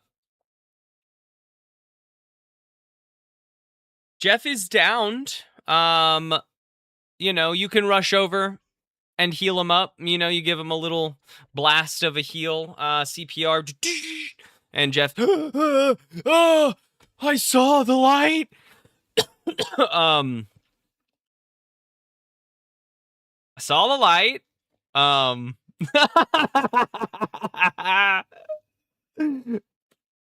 my name, Jeff.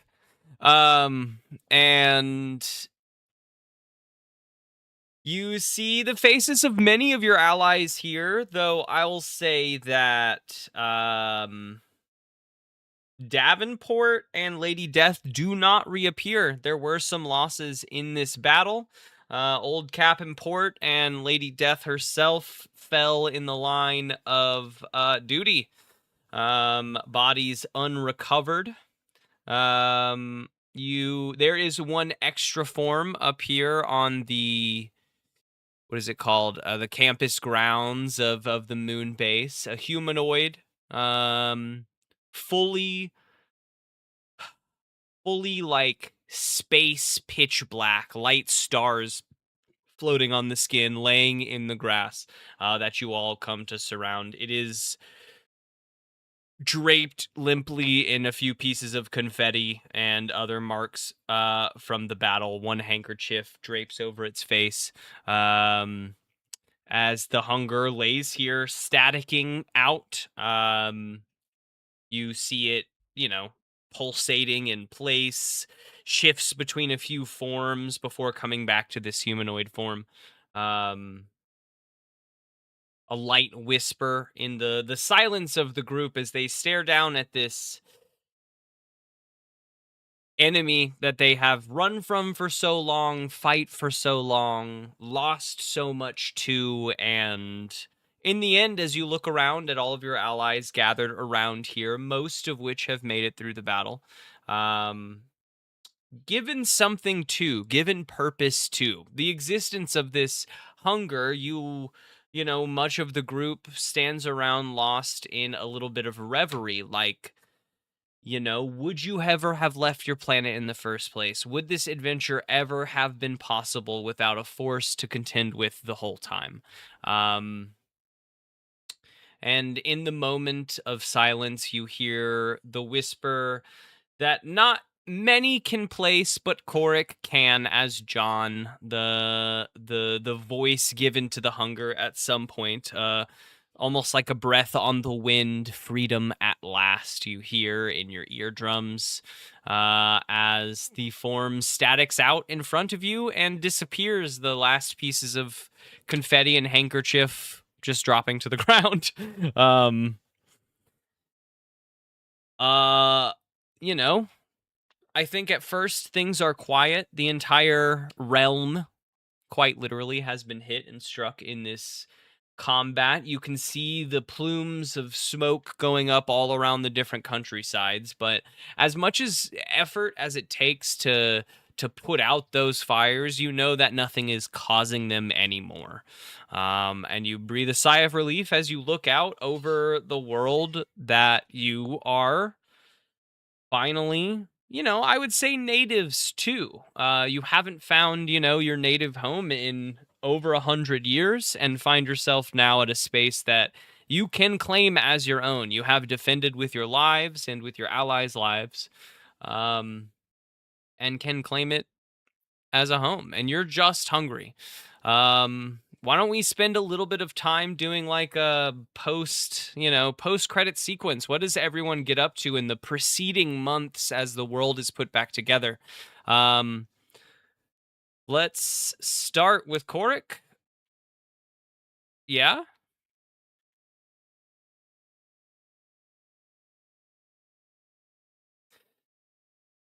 Unfortunately, there is no body.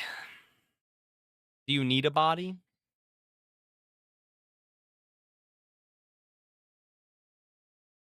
Do you have access to that spell?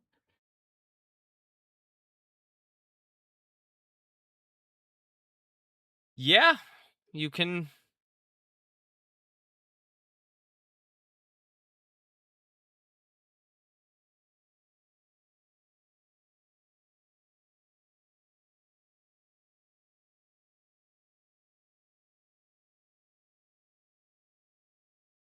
Yeah, it'll bring like a skeleton all the way back to full living life, but unfortunately you don't even have like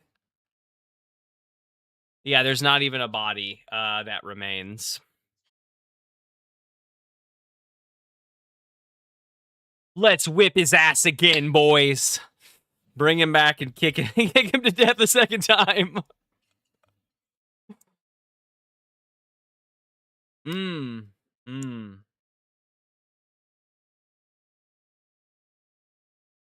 Forms up around the poison. That's pretty crazy.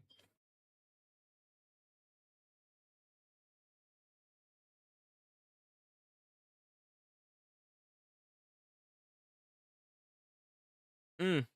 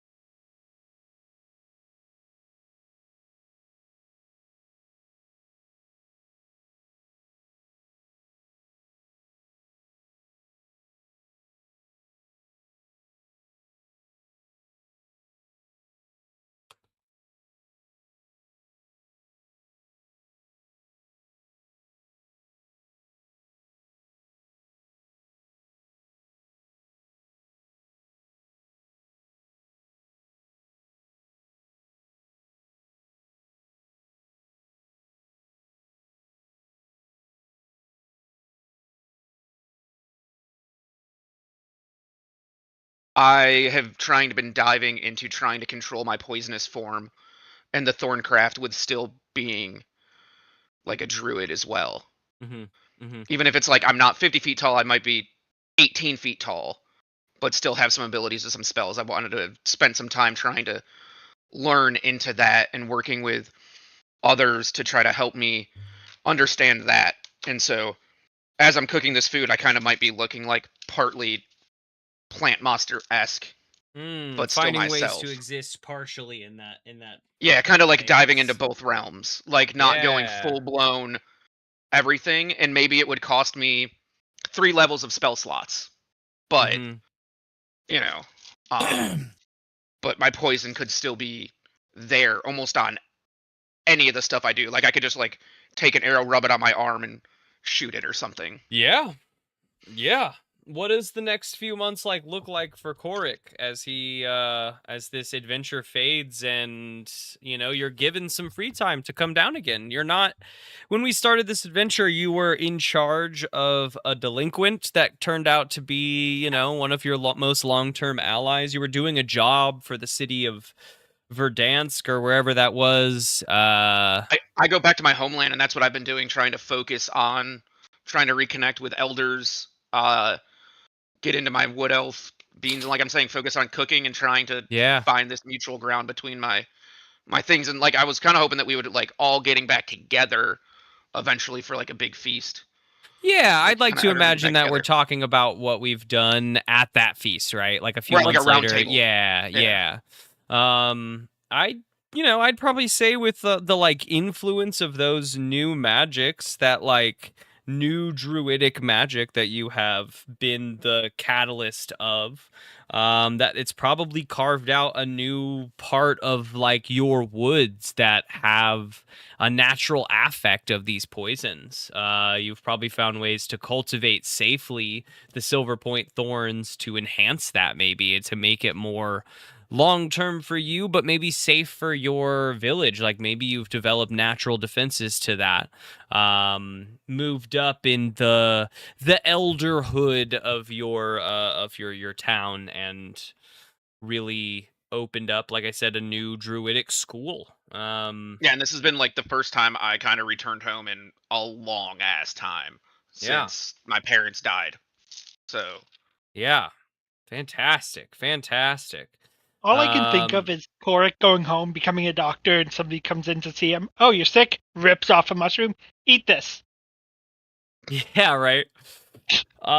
Tim, in the preceding months, you actually get a job offer, not one that you have to accept right away, but you and Luke get a job offer. One of you can accept it, both of you can accept it. The Raven Queen, goddess of death, is pretty open as to who her like reapers are, but recognizes your connection to Lady Death, and was sort of watchful from a state of like imprisonment in the hunger, but has offered a job duty to you, if the two of you are Talk about willing to nepotism. accept. I am become death. Yeah, destroyer of girls, man. God, imagine How did this- dating somebody and you become death. That is a big nepotism. where do I the think I'll scones fit in? I think I'd He- want to do. I think I'd want to work with my partner Loop. he- So I think I would accept, but I'd want us to both accept. So yeah, I think I'll accept that job. And Oh yeah, Loop is train so to excited become. to accept that job. He bargained Nice. with the Raven Queen to make sure he gets an hour scone break every day. Mm-hmm. He gets a scone for every person he crosses over. What does that job look like for Tim in the preceding months? What does Tim's life look like as he comes back to this feast a few months later to catch up with his friends? I'd imagine I'd spend a lot of time training on how to actually be the Grim Reaper, because it's not just like taking people. So I would spend my time training for my job, like the most effective ways to help people cross over, or what what to How would do that- if somebody's not crossing over, like how to convince them to, I it's hope time to go. Tim's scythe is literally one of those like bendable wands that when you let go just floops over. I was thinking Obviously, it's an I was thinking a umbrella. party balloon. Like Obviously, it's an umbrella. Oh, that's great. Folds it up. That's awesome. Squeak, squeak, squeak, squeak. I'm coming for you.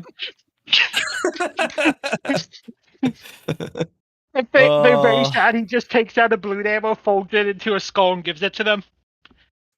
It's probably a little bit of good cop, bad cop with you in Loop. I think you're probably more gentle in accepting souls over into the realm of death, and she might be the one to like kick down the doors and be like, "You're coming with death, motherfucker!" Blasting off spells and shit. While Tim is just like behind him, shaking her head.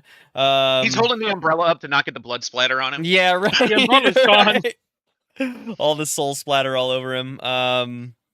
You two, in a rare break since starting this new job, find yourselves at peace with your friends once again. There's a little bit of a moment of silence for Davenport and for Lady Death here at this meal. Yee, what does stopping in look like for a god? So he just kind of looks down at them at first, and then just throws like a piece of cloud at Buddha to make him look up. And as he does that iconic mime scene as he's just walking down steps, just like, yo, hey fuckers, Yo. what's up? And then he's gonna end it the same way he began it, and he's gonna steal everyone's wallet and then just walk away, back up the stairs miming. Oh, give me an Arcana check. I'll give you an additional +1 from your time spent in godhood. If you slip up, you're poisoned, bitch. Good luck poisoning a god who can run faster than you. No, my thorns. If you He'll kill like you. slip up and you hit my hand He'll kill you. or you hit my body, yeah. God, the dice hate me. That is a 7. We'll get back to what that means. Plus, I wasn't gonna use magic anyway to steal the wallets. I was going back to my craft of what hand, is so what has this past few months looked like for Yi? He's gonna be, of course, the hunger dies. He's disappointed. He wanted to still torture the hunger a bit more. Gross. But Yi goes back down, kind of does his own routine of kind of stealing stuff and realizes it's kind of boring with godhood now. He can easily get away with it and hasn't found as much of a challenge. And so he kind of leaves the earth, tells Fred, hey, go deal with these idiotic friends of mine. They'll need your help still, even when I'm gone. And then he heads up to be with his god and go cause annoyance to other gods and try to steal their shit. Yeah, I think that quite a bit of the training is a little bit more like torture, but in the time you progress quite a lot in your power, fully able to, summon and extend tentacles as you see fit. The god of tentacles and shadow. Jeff overtakes the cult, not in like a coup, but as like is given leadership of and runs now the cult of Yi, which is like a sub cult of Hadar, right? Like the blessings go up to both of you.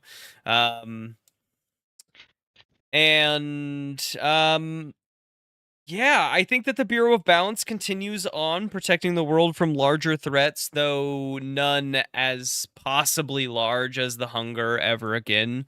Lucretia's given a sigh of relief. Luke enjoys her new job. Carrie and Killian are given promotions at the Bureau.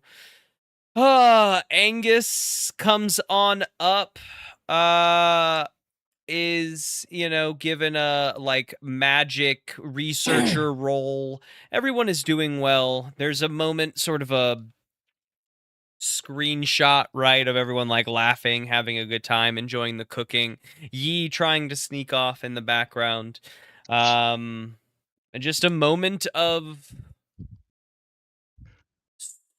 peace and serenity in the post of over 100-year combat of chaos. And ye, as you ascend the stairs and find yourself back in your pocket dimension, you dig through the wallets and find that every single person carried a fake wallet on them during that event because they knew you were going to try to steal their wallets, and you stole all of their fake wallets. And I'll say that there's probably like little shards of a page in each wallet that can be taped back together to say something like, "We miss you, visit more often."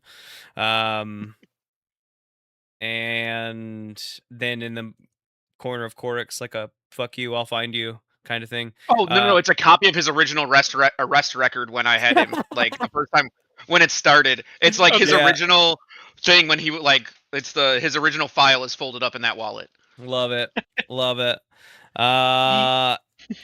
with Yeah. like details of how to find me. So And you three retire from this adventure forever changed, and really on the cusp of like the height of power in your world. Like even a normal elder coming up against you, right? Like you can say no to tyrants. You can say no to a tyrannical king and just make your voice be heard now. And that has to change life at some point. You end this at easily a level 20 character. The pinnacle of power for this realm. Jeff begins the cult mastery at a level 12. Yeah. I feel like Jeff has the most stories out of like everybody told about him because he was level 4 when this happened. Yeah, I mean, there are epitaphs written about Jeff. The Book of Jeff in your religion. The man who saved God. And that is where our story, 5 or so years in the making, comes to a conclusion. Oh, that's great. I'm actually leveling my character all the way up to 20 just to see what he looks like. Just to have it, man. Yeah. Hey, for shits and giggles, I want to say Yi at the end of the dinner pulled out his deck of many things and drew his last random card. What is it? Let's draw it.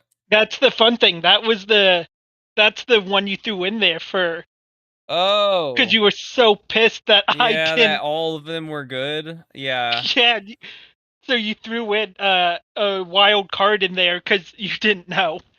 Because you got annoyed how I got every good more card. chance. I wanted one more chance. Give me 1 second. Oh shit! At the 18th level, I can cast any of my spells while I'm in wild shape as a druid. Oh. So that what I was saying without even realizing it is what fucking happens. That's cool. Fuck yeah.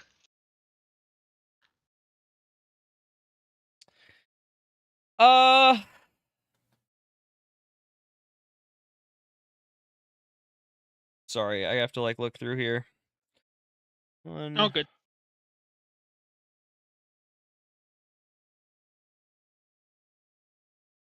2.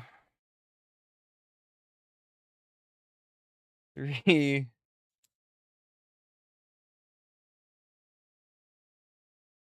4. 5. Roll a d6. Will do. As you draw out this black card surrounded by your friends. Oh, d6, not 20. 1d. That is a nat 1 to end. I hope you fuckers know you're here too, so.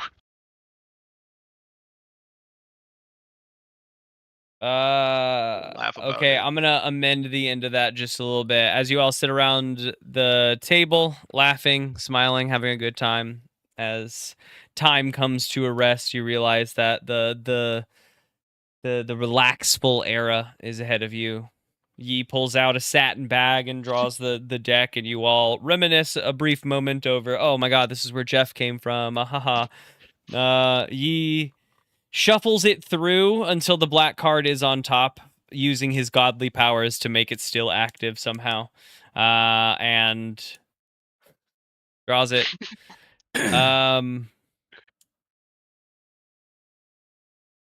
He has the deck like down on the table, draws the card, and the moment he looks at the face of the card, there's a loud, just like the pop of a bubble, and he's gone.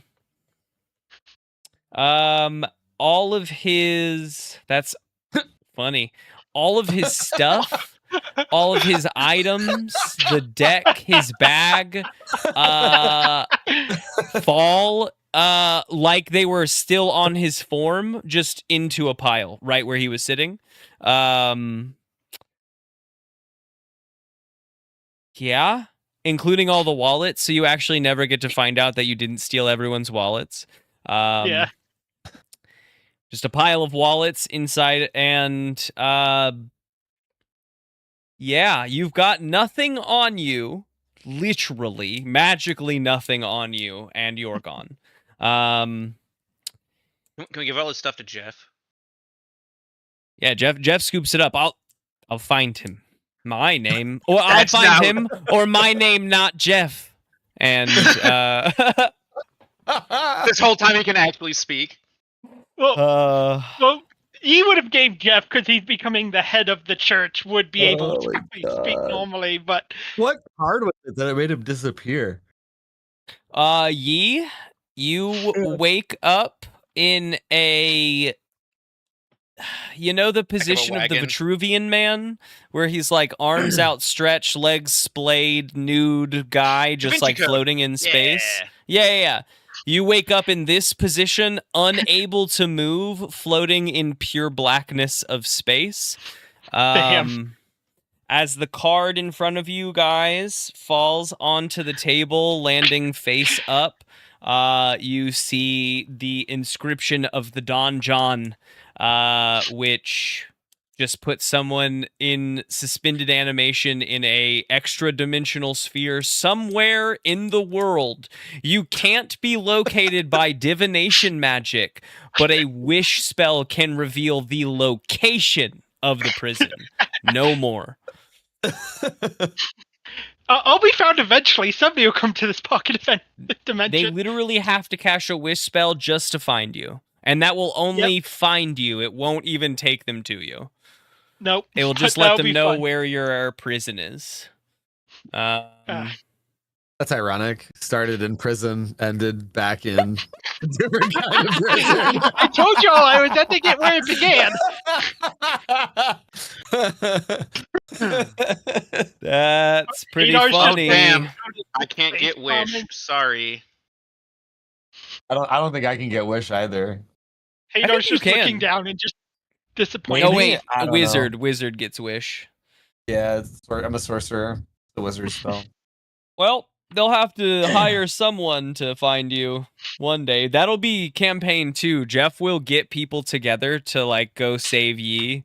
Their god is imprisoned. God. Oh, I I'd put really. that as a level 21 shot. I'd be Level 100% down 21 for shot. that. The quest for Yi. Oh my goodness! I get to play 2 characters. I'd play Jeff and Yi. Well, there's nothing to play in Yi because you're not escaping. You're technically not even awake. You're in a state of suspended animation. I'm just giving you a visual for it. Yeah. No, but yeah, that's still but you funny. would have to. Yeah. Yeah. So I Hadar guess just this so ends in a disappointed different in what just happened. image than we thought. Even Hadar cannot find you until she can figure out how to cast the wish spell.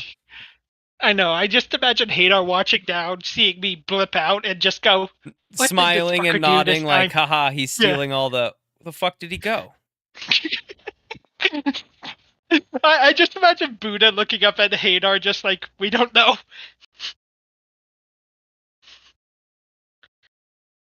Oh, so instead, that Oh my- is the note our campaign ends on: is ye off into prison, and now we actually have the capability for a season 2. Is find the god. Find the missing demigod. Good job drawing that card at the last second. I love that. I was like, you know what? I'll give him his piece of cake. I know he wanted me to draw a bad card. It was a bad card no matter what, but it was one of 6 options, and I didn't want to pick out that option, so I made you roll. What were the other options I had? Oh, nope, not that.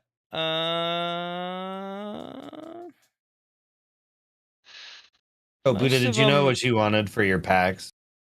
I put it in chat. Rival you? TMNT. Just close to this 1 second. Oh, good. You were on. Okay, so 1 was Donjon, 2 was the Flames, making yourself a powerful devil enemy. Lasts until either you or the devil dies. There was the Idiot, permanently reduced intelligence by an amount, and then it says you can draw an additional card, but there would be no point.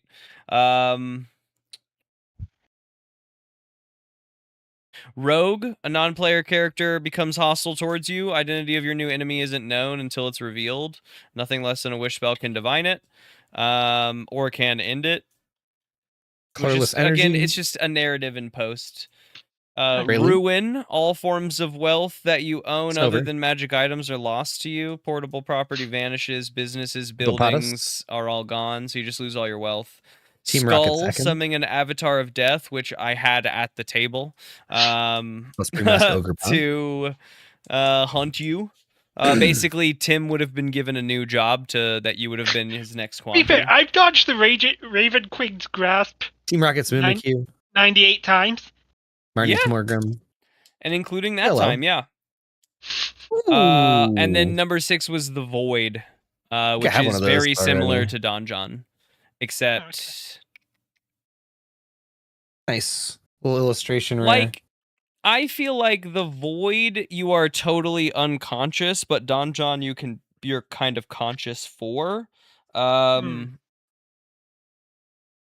But in the case of the Void, your like it's your soul that's trapped and your body remains behind. Okay. Anyway, they're just lightly different, not that the crazy. Team Rocket fight ups. The Void specifies that powerful beings guard it, but if we do any sort of one shot to get Yi out, there's no reason a powerful being wouldn't be guarding it. Oh yeah. Yeah. Oh, Now That- the magic pack. that was great, Em. Thank you for being our DM all these times. Yeah. An easy that- alliance. Yeah. I'm super Planning- sad that it's ending, but Round 2. Zog. Triceratops on Castaway. I mean, we're just Return to playing the new series. characters. That's really it. It's not Yeah. over. That Actually, is, used but to. I feel like Tunnel this Rat. one was just such of a spur of the Squirrelnoids. moment campaign that it had more Withering Cryptid. impact, I feel like, because we Good just brother, got Tom. together one day and went, yeah, we'll do this. Blue spell. Old Yeah. Hob Ellie Cat Blues. Ooh. Leonardo. Now I'm going to be Cutting making Edge. most of it up on the fly if I don't Kasume's already have it down. Technique. 2 rares. Yeah, no, that's going to be Mighty fun. Mutanimals. And this is the earliest we've ever gotten done with Mutant D&D. Town. And a Yeah. mutagen token. Yeah, there definitely wasn't a ton left to do in that combat. Yeah. I know you said your other group is recording sometimes on Tuesday. What do you know, like an official schedule for that, or I'm out no, next week. that's fine? I just want to Yeah. figure. I just wasn't sure if M had a like set in stone schedule for his other group doing the podcast No, the Tuesday or not. past 3 weeks has been special events on all the Mondays, and so we've had to do it. Next week we're not meeting at all, but if we can't meet either, that is okay. Generally we don't meet on Tuesdays. It's just the backup day, and we've had like anniversaries and birthdays on Mondays the past 3 weeks, so that That's is fine. I just over. wasn't sure. After next week it should be back to normal Monday recordings, but it's always the backup. Alright. Yeah. And Buddha, you said you're out next week. Yeah, I have a super busy week. So Okay, so 21st is out. That's fine. That is okay. I'm still getting some stuff in order for these sheets. I'm like running mechanics in my head to try to get the right Yeah. thing. Because I imagine that we're gonna run D&D style combat. Um, I'm probably going. We can just chat a little bit about it if you guys want. We're Yeah, I'm probably fine gonna chatting. It's early, so. run combat a little closer to the way. I really enjoyed what I read a little bit about Daggerheart's combat system, um, which is Matt Mercer's like actual game. And that is that we never really roll for combat. Like we never roll for initiative. It is just that like it's a seamless transition. If you are in conversation and you decide you want to attack somebody, that is coming, right? They can make a perception check to see if if they notice that's coming, but then you just attack them and they respond in kind. And it isn't so much, it's much more of like what do we think narratively goes next. You're always responding to what is occurring rather than waiting for your turn. So at any point you could be like, oh, I have something for this moment, blah blah blah. I don't know all about it yet, so if I've misspoken on it, that is what stuck out to me, especially when we're playing in a system with speed, where Pokemon have speed, and that determines who goes first. That will be a relevant stat on sheets. And a lot of I think you as characters will have some sort of move set, even if that's just basic like D&D like abilities, or if they're like supplementary abilities to like give your Pokemon advantage on their next attack, or draw the focus from the battle if you want to be up in there protecting your Pokemon. It really just depends on your character build. I'm gonna give us some starting stuff of like where we come from. So like Yi will have some stuff based on the. I don't want to reveal anything until we're like revealing things, No, I but you get guys will have you're stuff. doing it background based stuff. Yeah, that'll be like your starting abilities, and then you'll all get like some bonuses on training. Level up will work a little differently than D&D, in that I'm going to narratively give you guys skills, but every level up will boost stats in some way. I'm directly going to relate your guys' stats to like a Pokemon stat number. So, like, physically, you will start off stronger probably than, like, a Bulbasaur. But something like a Kangaskhan would just beat your ass, head to head, Well, until that's you my boost those question. stats and can stand up against it. Are race stats gonna be included in these stats, I guess? Because, like a Goliath, they're known to be wicked strong. I mean, did you add that to your strength score before you put it on the sheet? No, I didn't, because Okay. you said you were making the sheets, so I just did my dice rolling. Or before you put it. Okay, you just did your dice roll. Then I will.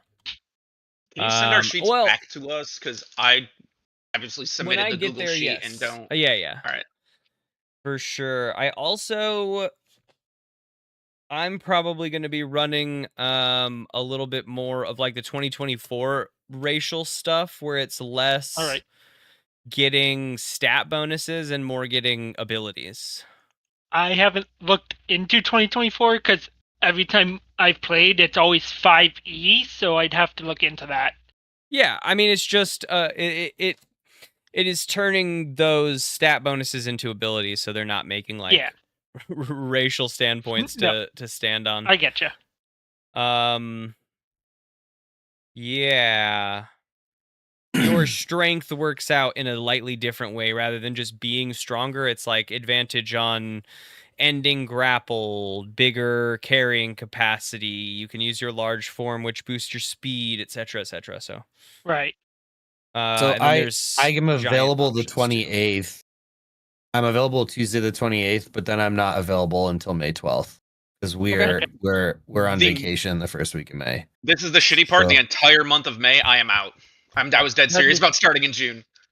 I have the Oh, PGA yeah. tournament to plan for, Oh. and yeah. If we want to push it to Oh, June and give thanks. them a bunch more time to figure out mechanics, I'm fine Yeah. with that. I think that's good. It lets me like make out cool character sheets for this, and And we can also question them on stuff we have with character sheets Yeah. when we get them. 100%. Yeah. Maybe Just to we'll talk find a time about that we all can just get together and just talk shit over for an hour or so. I'll be down with Yeah. it. Yeah. To inspire my cool combat mechanic will be that you'll need these stats. We're going to utilize the like stats of Pokemon. They're like natural. So like if you just look up Bulbasaur stats, we're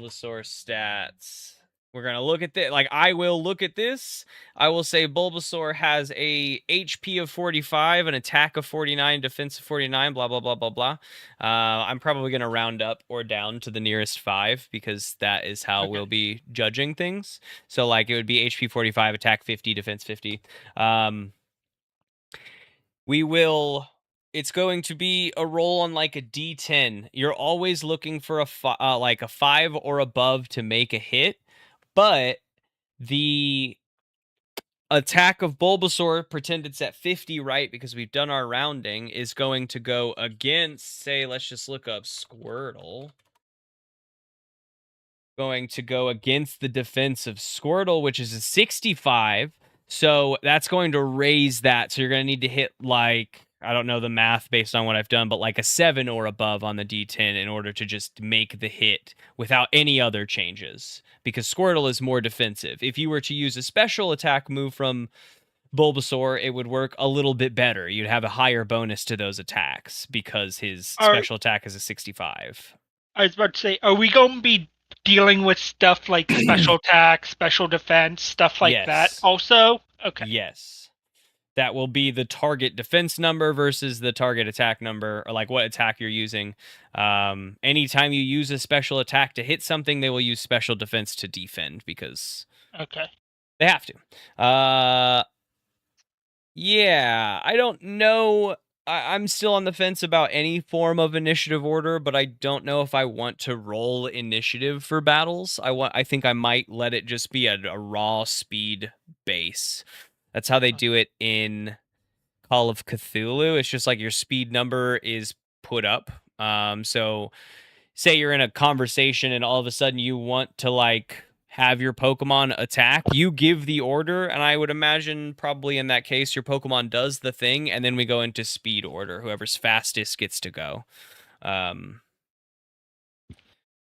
HP, I'm not 100% on yet. It will probably be like ranges will give them different HP die. I'm still on the fence about HP, but I have a cool mechanical system worked out for like pluses and minuses based on these numbers here. Yeah, so it would be like, just as the example again, Bulbasaur's attack is 50. Squirtle's defense is 65. So I think rounding down on all cases, if we remove the 0, we're basically adding 5 or like adding 6 to the difficulty and then subtracting 5 because that's your hit.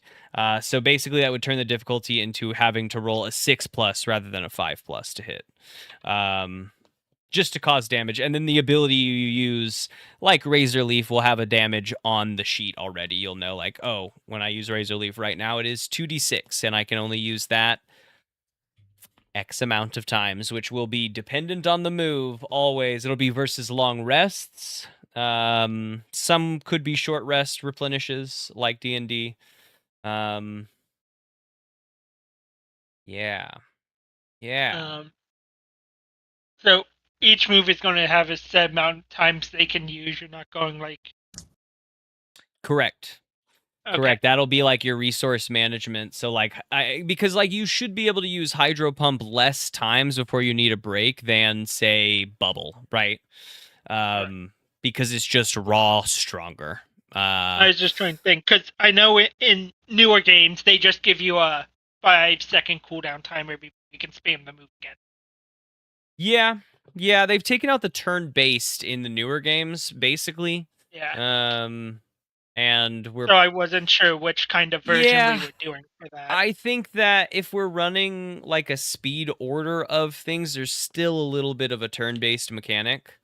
Well, I mean, there's still a full turn-based mechanic. It's just we're not like rolling for initiative when a combat starts because we have speeds. Mhm. Which is actually, now that we're at the end of that, not as close to Daggerheart that I read, but still, it's just a simple way to move forward. And then every time you guys, like, I've already translated, like, basically to translate your stats into Pokemon skill stats, we have, like, I am adding a 0 and then dividing by 2. So say you have a 16, your Pokemon skill stat for strength would be 80. Okay. Which puts you guys, again, above, that puts you at like second Evo, which I think is fine. If you're just like punching, like I think I could, not that I would, but I think that I could probably take a Bulbasaur in a fist fight. Whereas like I don't know that I could take a Venusaur in a fist fight. So it's You don't think you could take a 300-pound or however heavy a Venusaur what, is? you don't want to fight the choke? You don't think you could fight the choke? No. Oh, damn. Yeah. All right, guys. don't. I'm gonna call it. Thank you for a great, Yeah, amazing 5 years. Yeah, no. Thank you guys. This was so GGs. much fun. This was great. So, Next and campaign starts next time. I added Storm of Vengeance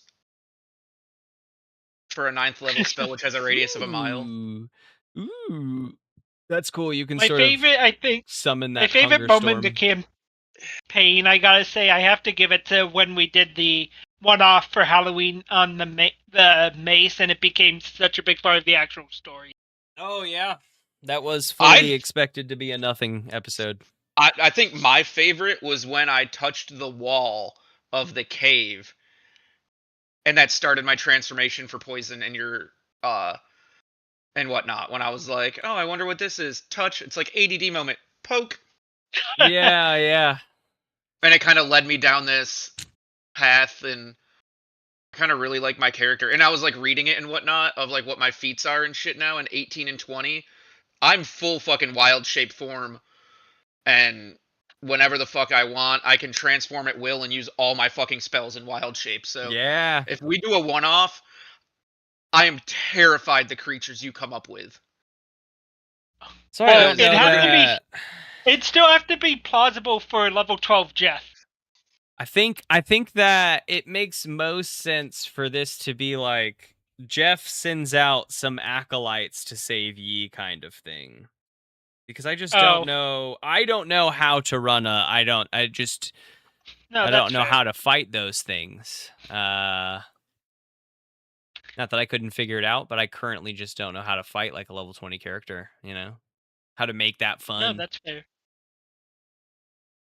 I guess I just did, but we can't have every combat take 4 sessions. No. You know? If the guards out front take more than a session, we got problems. If the guards out front can one-hit a character, you got a problem. Jeff walks up and dies, and then that summons all of us. Ye is so trapped. All right, guys. It'll get out eventually. Good campaign, y'all. Yeah, again, thank you for everything, Em. You were a great DM. Of course. Thanks you for the so scones. much. Yeah, can't wait for round 2. See you guys soon. See you soon. Bye everyone. As for everyone else, thanks for joining in for a good campaign. That's really it. That's the whole campaign. Where's this? Do I have a thing you can see me on? No, it's not going to. Anyway, I appreciate you guys coming to join. You can't hear me, or you can't see me, but you can hear me. Good session. Good campaign. 5 years running, and we finished it up. Thanks, everyone, for being a part of this. Really excited to start the second one. Yeah. that's really that. Love you guys. We'll see you around in the coming future. Bye now.